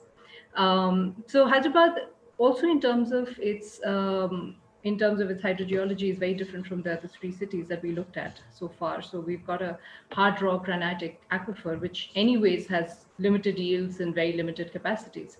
And groundwater and surface water are also very intricately linked, which is something that most people do not consider, that when you are going to extract your groundwater majorly, then your surface water is going to seep in and you're going to lose your surface water. So this linkage is very often not looked at, not neither by farmers, they do not perceive it, and nor is it done by cities. And therefore groundwater and surface water is almost assessed very differently. This city historically has been known for, not just the city, but the whole region of Telangana has historically seen development of cascading lake system, which is highly deteriorating. And because of the whole imagination of the region as a drought-prone region, these cascading systems of lakes were very majorly thought of as drought-proofing elements. However, considering them as also flood-proofing is something that does not emerge from a lot of the imagination in the city and of planning at all. However, when we started looking at the floods over the last 1 week and we saw the news everywhere, all of a sudden we were again discussing encroachment issues of lakes. So you do realize that the same sources from where your drought proofing comes from, your flood proofing is also coming from there. So the city, so the urban areas have lost several lakes in the process of development. And pollution, of course, is also one of the issues that has been coming up majorly around all water bodies and all water sources. So starting with some of the visuals, let's look at the urban sprawl. So you will find that over the last 30 odd years, more than 30 years, look at the way that the city has actually grown. Being based on the peninsula, which is open around it, it tends to sprawl around. So what is happening is that more and more water bodies, more and more water resources are now coming in within what you would consider to be the city. This is during the last the 2 month, the 2 consecutive year drought that we had, which was 2014-15, we saw what happened the pre-drought and the post-drought periods, and what does the city water bodies really look like. So it's not that the water body vanishes, but what you see here is essentially how many reservoirs actually are able to retain water buffers in there. So we went down from 108 to 55 in a matter, over one drought. This is one of the studies which we had done way back, about 8 years back. But it kind of, I wanted to bring this out again because I think it is very timely given the kind of floods that we see everywhere, and to think about what exactly is going on, with our tanks. So I think the encroachment of tanks has been spoken about a lot, but what I really want to bring out from here is the channels. Like I said, that the tanks in Hyderabad are actually cascading networks of tanks, which means that water fills from one, and therefore you've got the inlet and outlet channels, which all link to one another. It's not a city with 5 rivers. It's essentially a city where water gets channelized through these various tanks into the single river, which is the Musi, where is the outlet. So you notice that nearly 60% of drainage lines have disappeared between 1978 and 2012. Now, this is something we very rarely talk about, because a lot of the time when you talk about water bodies, you talk in terms of numbers, you talk about how many water bodies, how much area of water bodies, but you never really talk about a system, right? And when you look at policies for lake rejuvenation, they always talk about desilting, strengthening of the bunds, but no one talks about the channels. And it is through these channels that much of the flooding that we now see that has been taking place, that has actually happened. It's not within the catchment of the actual tank, but rather houses and real estate and settlements which have come up on these inlet and outlet tanks, channels, which when released essentially flood these areas. Now, because Hyderabad is not a region which has ever been imagined, because this imagination of having too much water is almost never there, this kind of encroachment happens very easily when it comes to the channels, because people are never expecting too much overflow of water. So the channels are almost always dry. So look at some more visuals from the shrinking lakes and how from 78 to 2012, what do they look like? The dots in pink you will find are mostly violation points, which means that when we went to the field, we had actually seen what different kinds of violations are actually going on with regard to drainage flows, with regard to settlements, industries which have come up within the buffer zones of tanks. So let's look at some more visuals of the kind of encroachment that actually takes place when we look at urban lakes. You'll find very different kinds of encroachment uses that have come up. So there's urban residential built up areas, there's industrial areas, agricultural land plantations. All of these have come up within a very close buffer of these tanks, which does not give the tank any space to breathe. It also shuts down all of these inlet channels and the outlet channels that will come in and out of these lakes.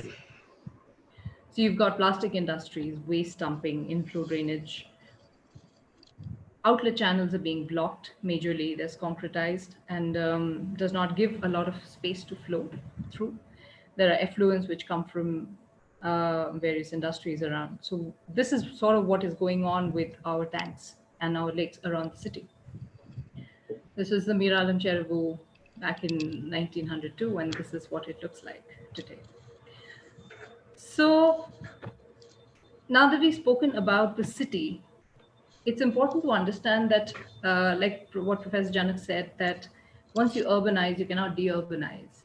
So when you start looking that you find that the problems of the city do not just start from the city. Problems of urbanization start much before something enters the city boundary. So after the outer ring road, which came up, what we saw that Hyderabad majorly expanded outside of its municipal boundaries towards what we would call the peri-urban areas or into the metropolitan development areas. You can see how majorly the development has grown after the outer ring road has come. So what you're essentially talking about is how far the city, I mean, in terms of the urban area and the built up area, has pushed beyond the boundaries of the city. So this was a news headline I came about, and it sort of called to me a little bit because while I know that all of us agree with this headline, I mean, there's tons written about it, but it also made me wonder when I looked at urban planning that is urban water just about the city? Is it just about the city boundaries? And urban planning, that we need to start with metropolitan area planning because the city actually starts growing much before it actually enters the boundaries of the city. So you've got encroachments and high capital power interests which get vested into these peri-urban areas, which is outside of the city boundary, while these regions and spaces are still under the panchayat, right? Which means that there is a lot of unequal power, which means that panchayats, which do not have that much of mandate to regulate the land uses, are met with power interests from industrial hubs, from real estate, residential estates, IT sectors, so special economic zones, and when it is a village, due to low tax rates, due to, because they obviously do not have a lot of opposition from a panchayat, which does not have that power mandate, you end up dealing with a farmer directly to buy his land, and you do not have as many regulations as you would have within a municipal corporation. That a lot of this new development happens very easily, very conveniently, much before the city boundary actually goes out, which means that much before it comes into the purview of urban planning, a lot of the damage has already started. And once it actually enters the purview of urban planning, it's very difficult to change all of this because you have this long-term interests which have already been vested into these encroachments. Some of the other processes which you'll find in the peri-urban areas, which start Shreya, much before. 2 minutes, ma. Sure, sir. So much before we enter the city, you already find these processes such as tanker businesses which start converting agricultural water into commercial water. And this peaks during the drought periods because the city starts demanding all of this water, and it's because agricultural water is highly subsidized, the profit margins are huge. Conversion from agricultural land to built up area happens easily because of the way the groundwater falls, because of the water mafia, because of this water transfer, that agriculture is no longer lucrative in this region, and therefore the sale of land to build the city and sale of land to real estate agents becomes way easier. Encroachment starts. Pollution happens easily because all of these polluting industries tend to get outsourced into the peri-urban areas because the cities no longer want to take it, but they forget that tomorrow this region is going to become the city. So the margins of today are the cities of tomorrow. And if we don't take care of the margins today, then by the time we start talking about the city, it's already too late. Okay. So this is something which is a little case of one of the villages where we are working. You will see the Kathwa Cheruvu and the Pedda Cheruvu. They are both supposed to be linked, right? Because they are cascading systems. But look at the way that the developments have come up in the last decade and a half. And it's fascinating that this entire region between these two Cheruvus have been completely blocked off. So this is the beginnings of an urban lake. Now, what you see in the last image is essentially what an urban lake looks like, but this is not where it started. And this beginnings of the urban lake is already happening outside of the city boundaries and not within the city boundaries. So you see that much of the damage to what you would call currently the urban lakes has already taken place much before it enters the city.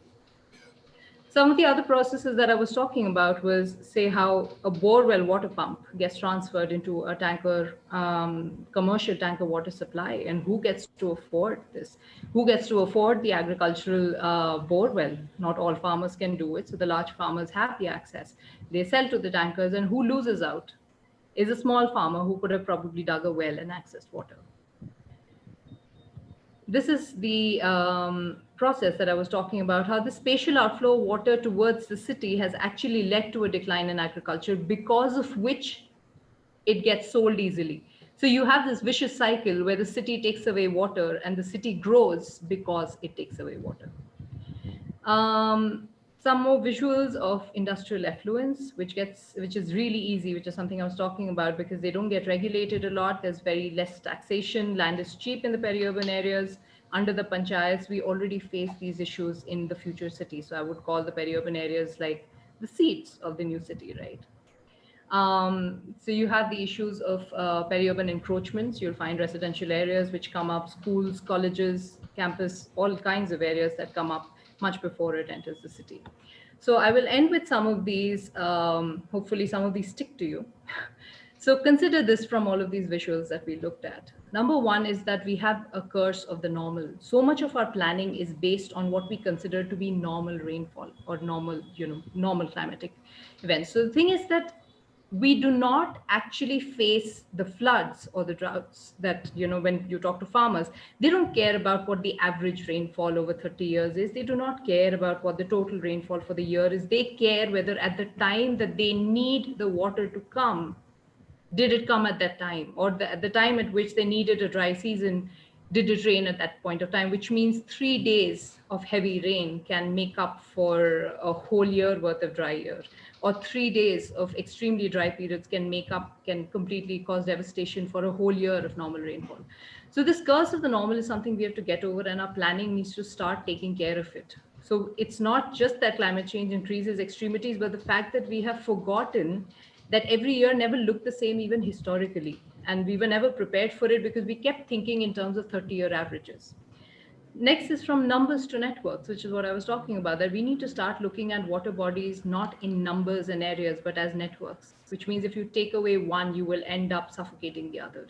And therefore, the channels that link them become very important, and is beyond just individual numbers. Margins show the city the way the morning shows the day, which we use in everyday language so easily.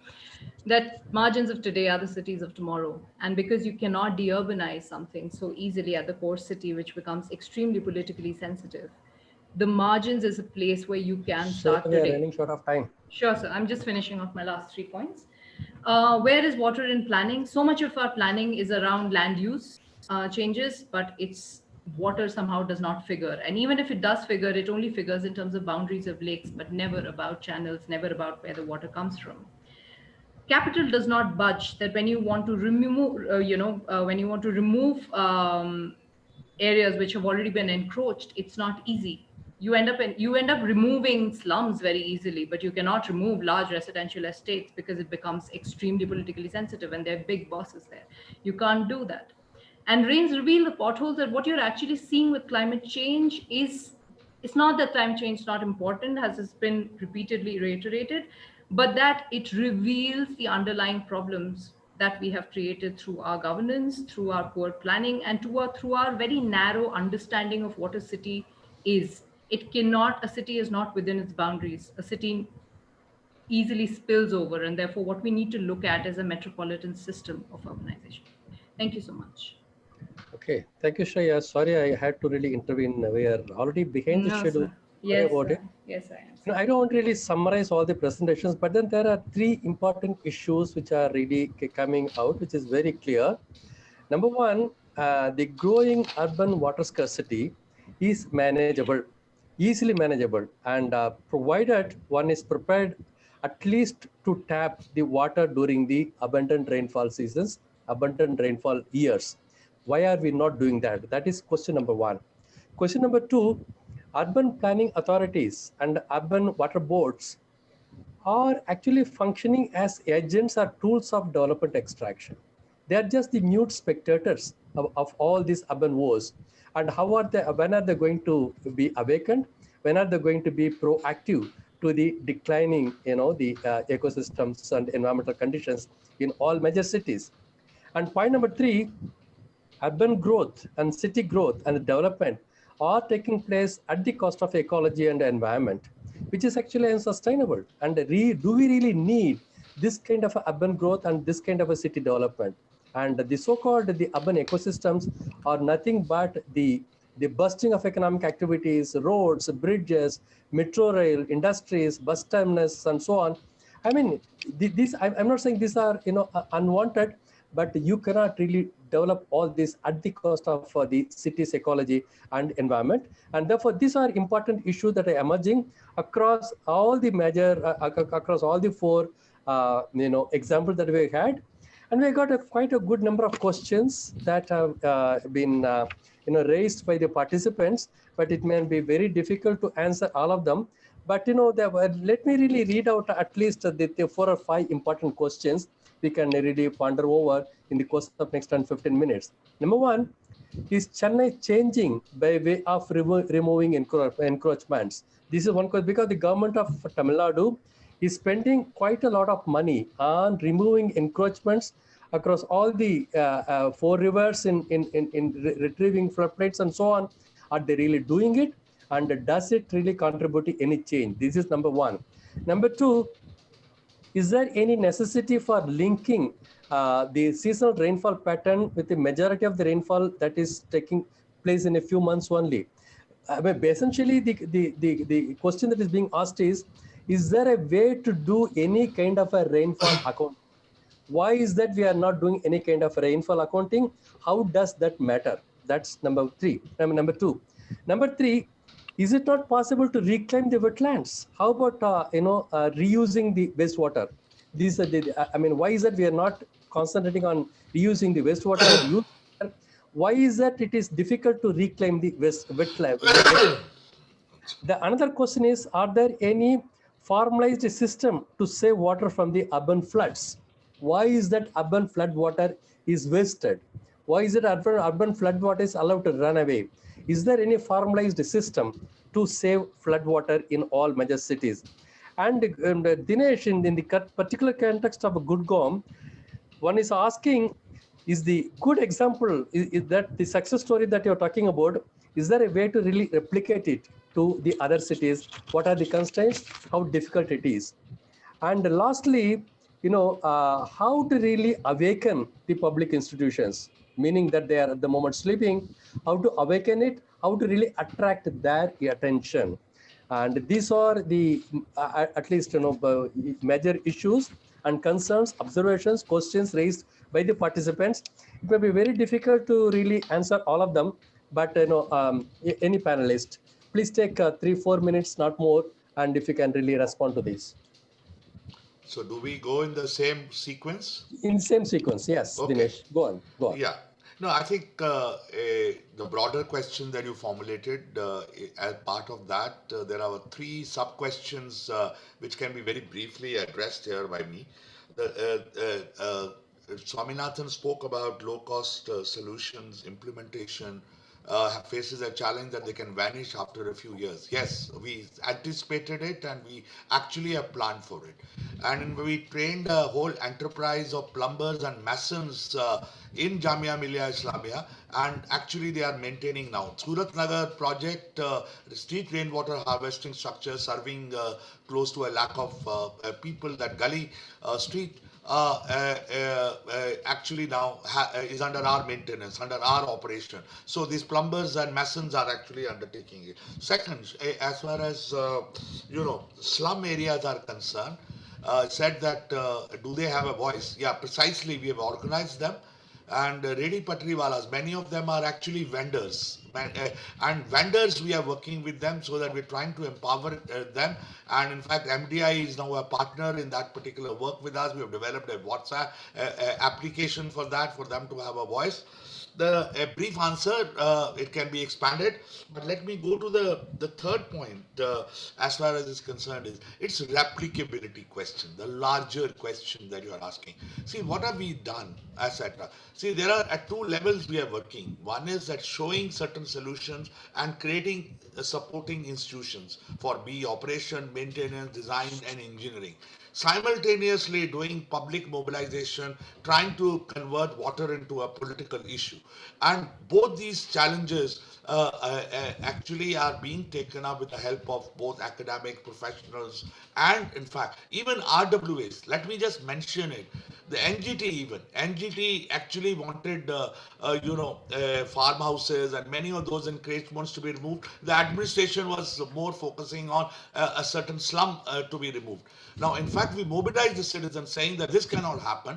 People sat on the protest. This is the last month activity as far as is concerned, and and the marble market was continuing in that particular area. When we raised that issue, there was a shame, and then as a result, they're trying to find a solution for rehabilitation. This requires direct action many a time. So replication is really context specific. Of course, there's a larger lesson that you got to build operators and what we call the network system of solution implementation, which I do not have time to explain. We have built the field group leadership. We have built the technology generating leadership in these very institutions which I've named, as well as a system design group in the form of transdisciplinary research cluster. So continuity is required. It's going to be a long durée problem, and it's going to be a political question for all of us. And I hope the leadership will be developed, and that's the challenge that I see as the main challenge in replicability. Thank you. Thank you, Dinesh. Eklavya?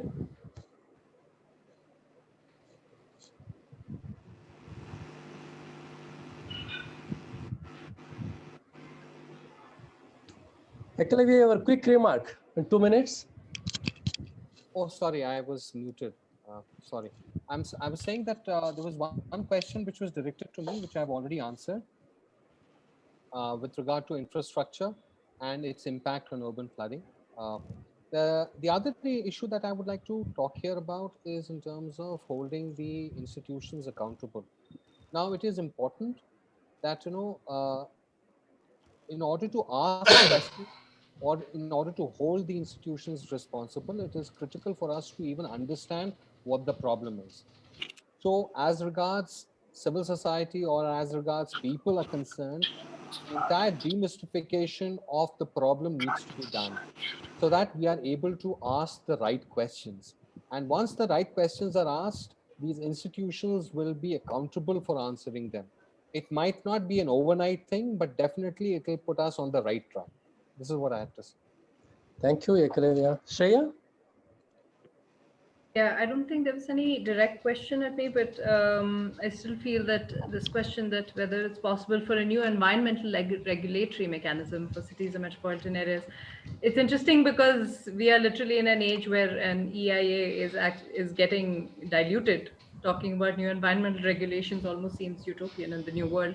But I feel that from coming from where Dr. Abrol talked about of mobilizing people, I think talking of the city and beyond the city becomes very important because you find that the cities are linked so closely with their peripheries. And you find that people at the peripheries in the rural areas are very closely associated with their water bodies, with their rivers, because they actually, in terms of agriculture, they actually use these sources every day. They do not have access to the simple pipeline supply. So there would be a lot of ability for people to mobilize there, just outside the city, not just within the city, to change how the city works. So that is something. Yes, Dr. Abrol. I beg to differ slightly. Okay. See, the whole Gurgaon farmers caste politics, class politics. Yeah, Please, yeah. Shreya, you know it, and I Yes, think yes. the question is more complex. Even Yeah. reimagining rural areas is as important as reimagining urban areas. Yeah. Well taken. The farmer market, I think, nexus is also very close, and I think Gurgaon has shown us that, how the capitalist farmer also comes up and joins hands with the market. I agree, but I think it's worth taking up the rural area with the urban area. My only concern here is to think of, when you reimagine cities, to reimagine cities within boundaries, and I think that was the point of my presentation, and something that I will take even for environmental regulation, that you need to bring the periphery along with the city when we think of new cities, and not just within their Absolutely, boundaries. absolutely. That's Thanks, correct. Shreya. That's I think correct. it's a very, very important point. Well, there are two specific questions with particular reference to Chennai. The first question is, whether the rivers and the encroachments being removed by the government of Tamil Nadu, does it contribute any kind of a change? I must tell you that, the government of Tamil Nadu periodically, every year, they're spending hundreds and thousands of crores in rejuvenating the water bodies, rivers, and so on. It's really sad. The sad story, the saddest part of it is that money is spent, but there's no reclamation. I mean, you all know it. In fact, the city rivers are, because they construct walls on both sides of the river, they're converting rivers into canals. They are really destabilizing the original ecosystem of the rivers. Unfortunate. This is happening across the many parts of the country, and this is number one. Number two, to what extent the used water management is taking place, that is the wastewater treatment. Wastewater treatment is just marginal. They're not even touching the fringe of the issue. In fact, today the Chennai city is generating something like 1,200 million liters per day. That is the kind of a generation of sewage, because the sewage generation is much more than the water supplied by the Metro Water Board in Chennai. And so much of water is let into the rivers and canals and streams, and finally it goes to the sea. But unfortunately, instead of treating this water, the government of Tamil Nadu is spending thousands of crores in the desalination of seawater, which is very expensive and very, very, very energy intensive, contributes negatively to the environment. But at a very cheaper cost, the sewage water can be treated and can be supplied, and that's not being done. By sewage water, you can contribute to the ecology and the environment. At the same time, you can augment your water supply. That's not being done. This is the myopic idea. This is a myopia of the government, and not just in Tamil Nadu and everywhere. We have got now 3 major desalination plants constructed at the cost of 4,000 crores, and 2 more major plants are coming up on the sea, all in a city where the rainfall is over 1,300 millimeters, where there are about 4,000 water bodies, where you can save up to 90 TMC feet of water, which can go for 3 years for the entire region. Why this myopia? I don't understand. So this is what I see the urban authorities and the public institutions are in deep slumber and myopia, and that's my answer. So therefore, this is how I conclude, and it's a fact that we are hiding. The government is hiding behind the climate change, not really turning up to the realities, and which through 4 case studies we could easily bring about. So thanks for this opportunity, and now turning over to the INHAF, the chairperson. Thank you.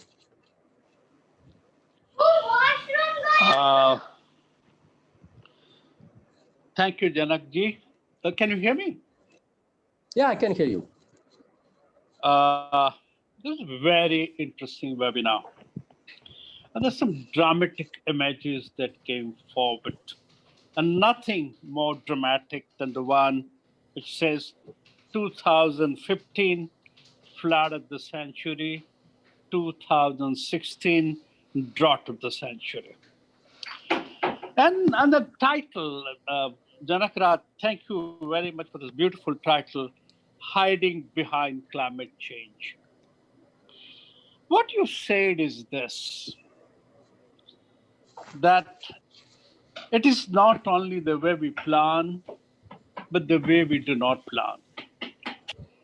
It is not only the way we manage, it is also the way we do not manage.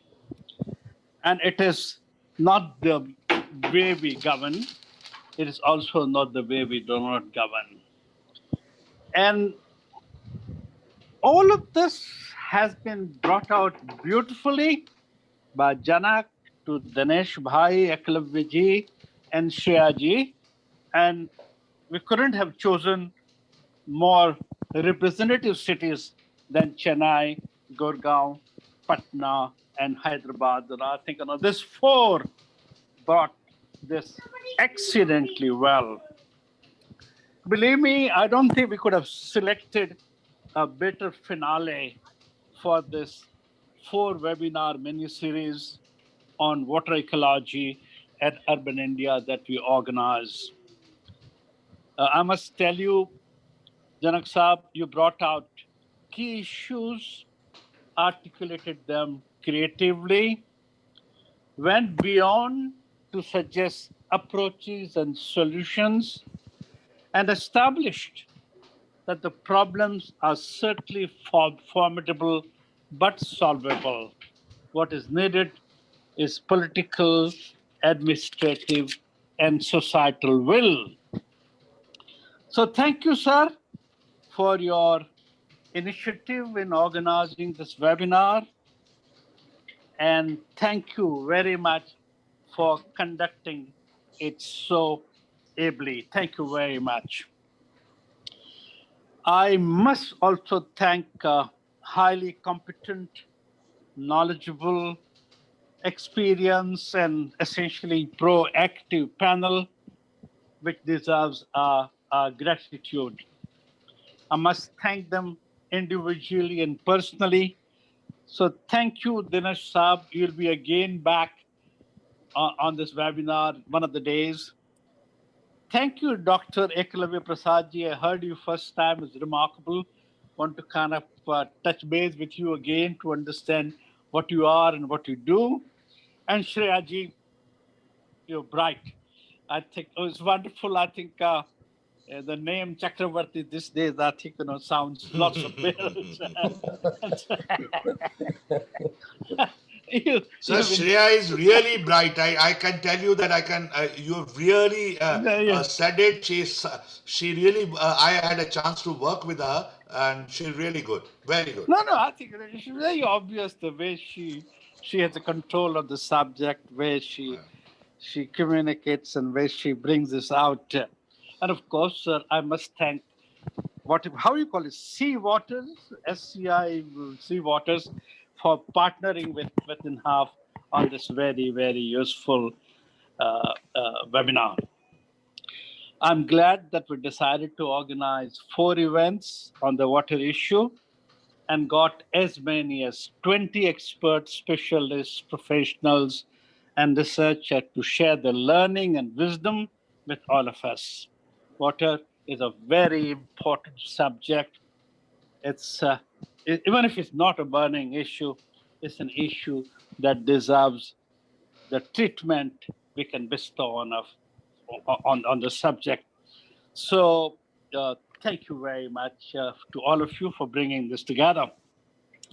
Now, this is the last of the 4 webinars on water, and a lot has been said.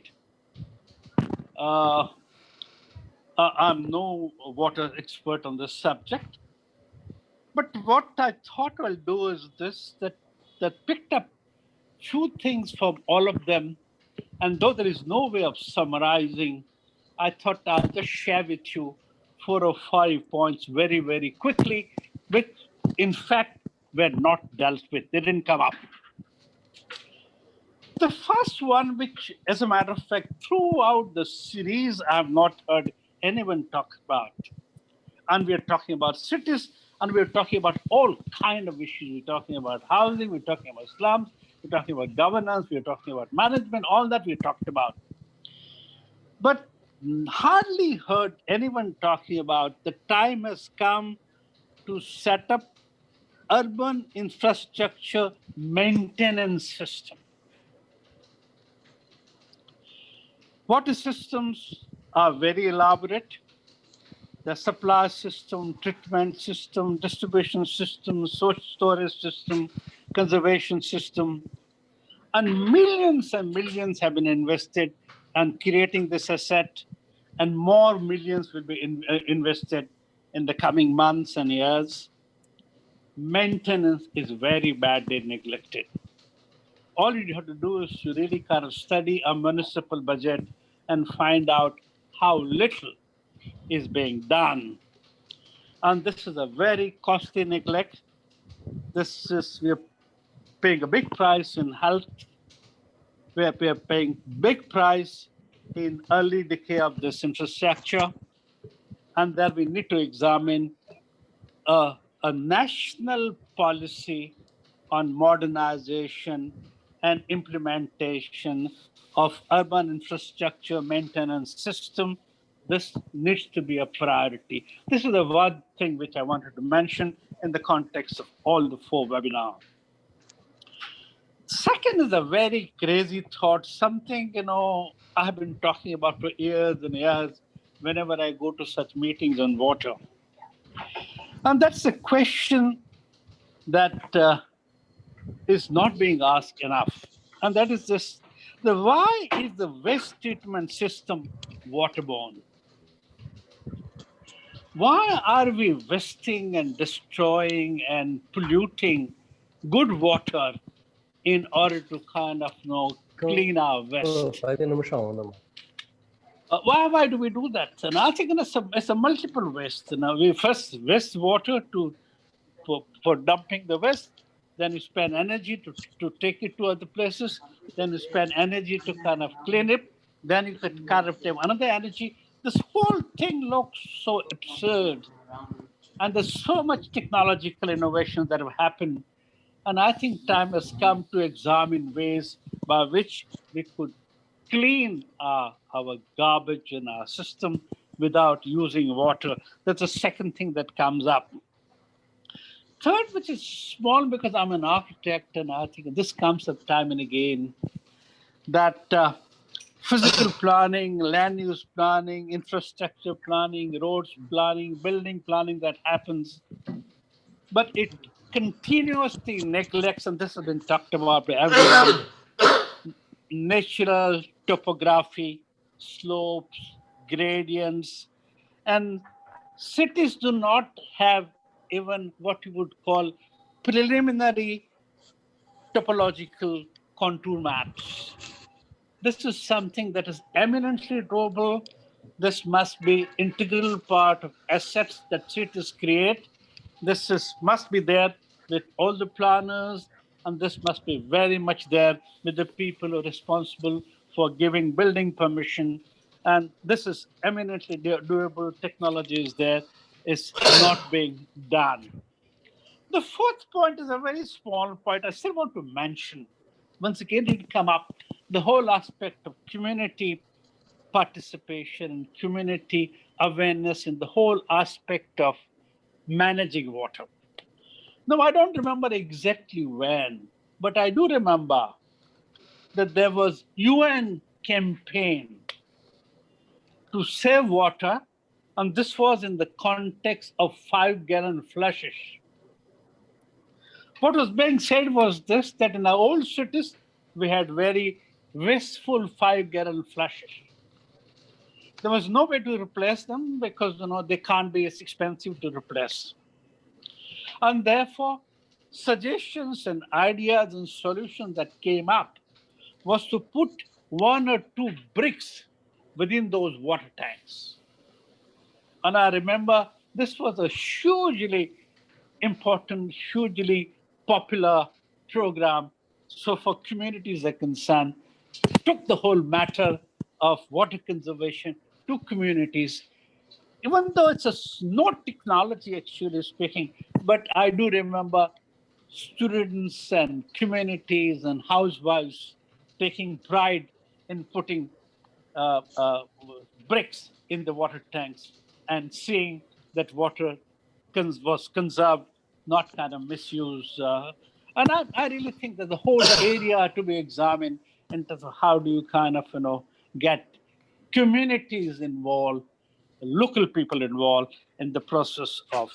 And my last point is this, and this is exactly opposite of what Dr. Janak started saying, that if climate change is a reality, if it's round the corner, it has such an immense damage and destruction potential. Time has come when it reaches communities, it reaches people, it reaches ground, it reaches local situation. It's still with UN officials, it is still in conferences, it is still in lofty SDG messages. Time has come to work in a manner where climate change becomes an issue of communities and people. Fortunately, the one positive aspect is this, that COVID will not allow take people climate change lightly. They will realize that this would come. It could be around the corner, and if it is coming, and if it's around the corner, and it's so destructive, it's very, very important that communities are prepared to understand it, to deal with it. 10 minutes. My last point is this, not last point, is this, that this information, the next webinar, which is 28th of the series, will take place, and which is the last of this month, which was very hectic for us, takes place on 26th, and it's titled City Planning as If People Matter. This is being done in collaboration with Priya, and it will be curated by Dr. Rajesh Tandon, his authority in participatory planning, and we look forward to very interesting, very thoughtful debate on the subject. And let me end today's webinar by thanking my colleagues at Studio INHAF who work behind the clock and work behind the scene to make this webinars possible and succeed. They look after logistics, they look after planning, they look after management. So thanks are due to Hariharan, Radhika, Shimul, Elika, Dwani, and Nita. And I must add, thank Banashri Banerjee, who gave a very comprehensive and very competent introduction to this particular webinar series. Thank you very much for being here. Thank you very much for being so bright, Shreya ji and Eklavya Saab. We intend, this is to us, this is the way of knowing you. This is the way of relating with you. There's so much more to be done, as you know very well, and as Banashri explained, we got to, this entire series has to take urban challenge to people and communities. This entire series is an effort to bring in experts on the public place and really make them partners in the whole process. And therefore, there'll be times, after weeks and months, we'll be in touch with you. We want to kind of work with you. And it's not we, I think, we collectively have to take this further. So thank you very much, Dinesh. I'm going to kind of wait for you to come on the sustainability in cities. I'm waiting for you to kind of, tell me how early you give me the note. We're trying to kind of put together other people to come in. And Professor Janak, thank you very much. You've been remarkable and made today's evening very, very interesting. Thank you. Thank you, Thank Kirti you very much. Thank you, Thank you Kirti so for much. this Thank you so opportunity. much. And thanks the entire INHAF team for this wonderful arrangement. Thanks, Kirti. Thank you, sir. Thank you.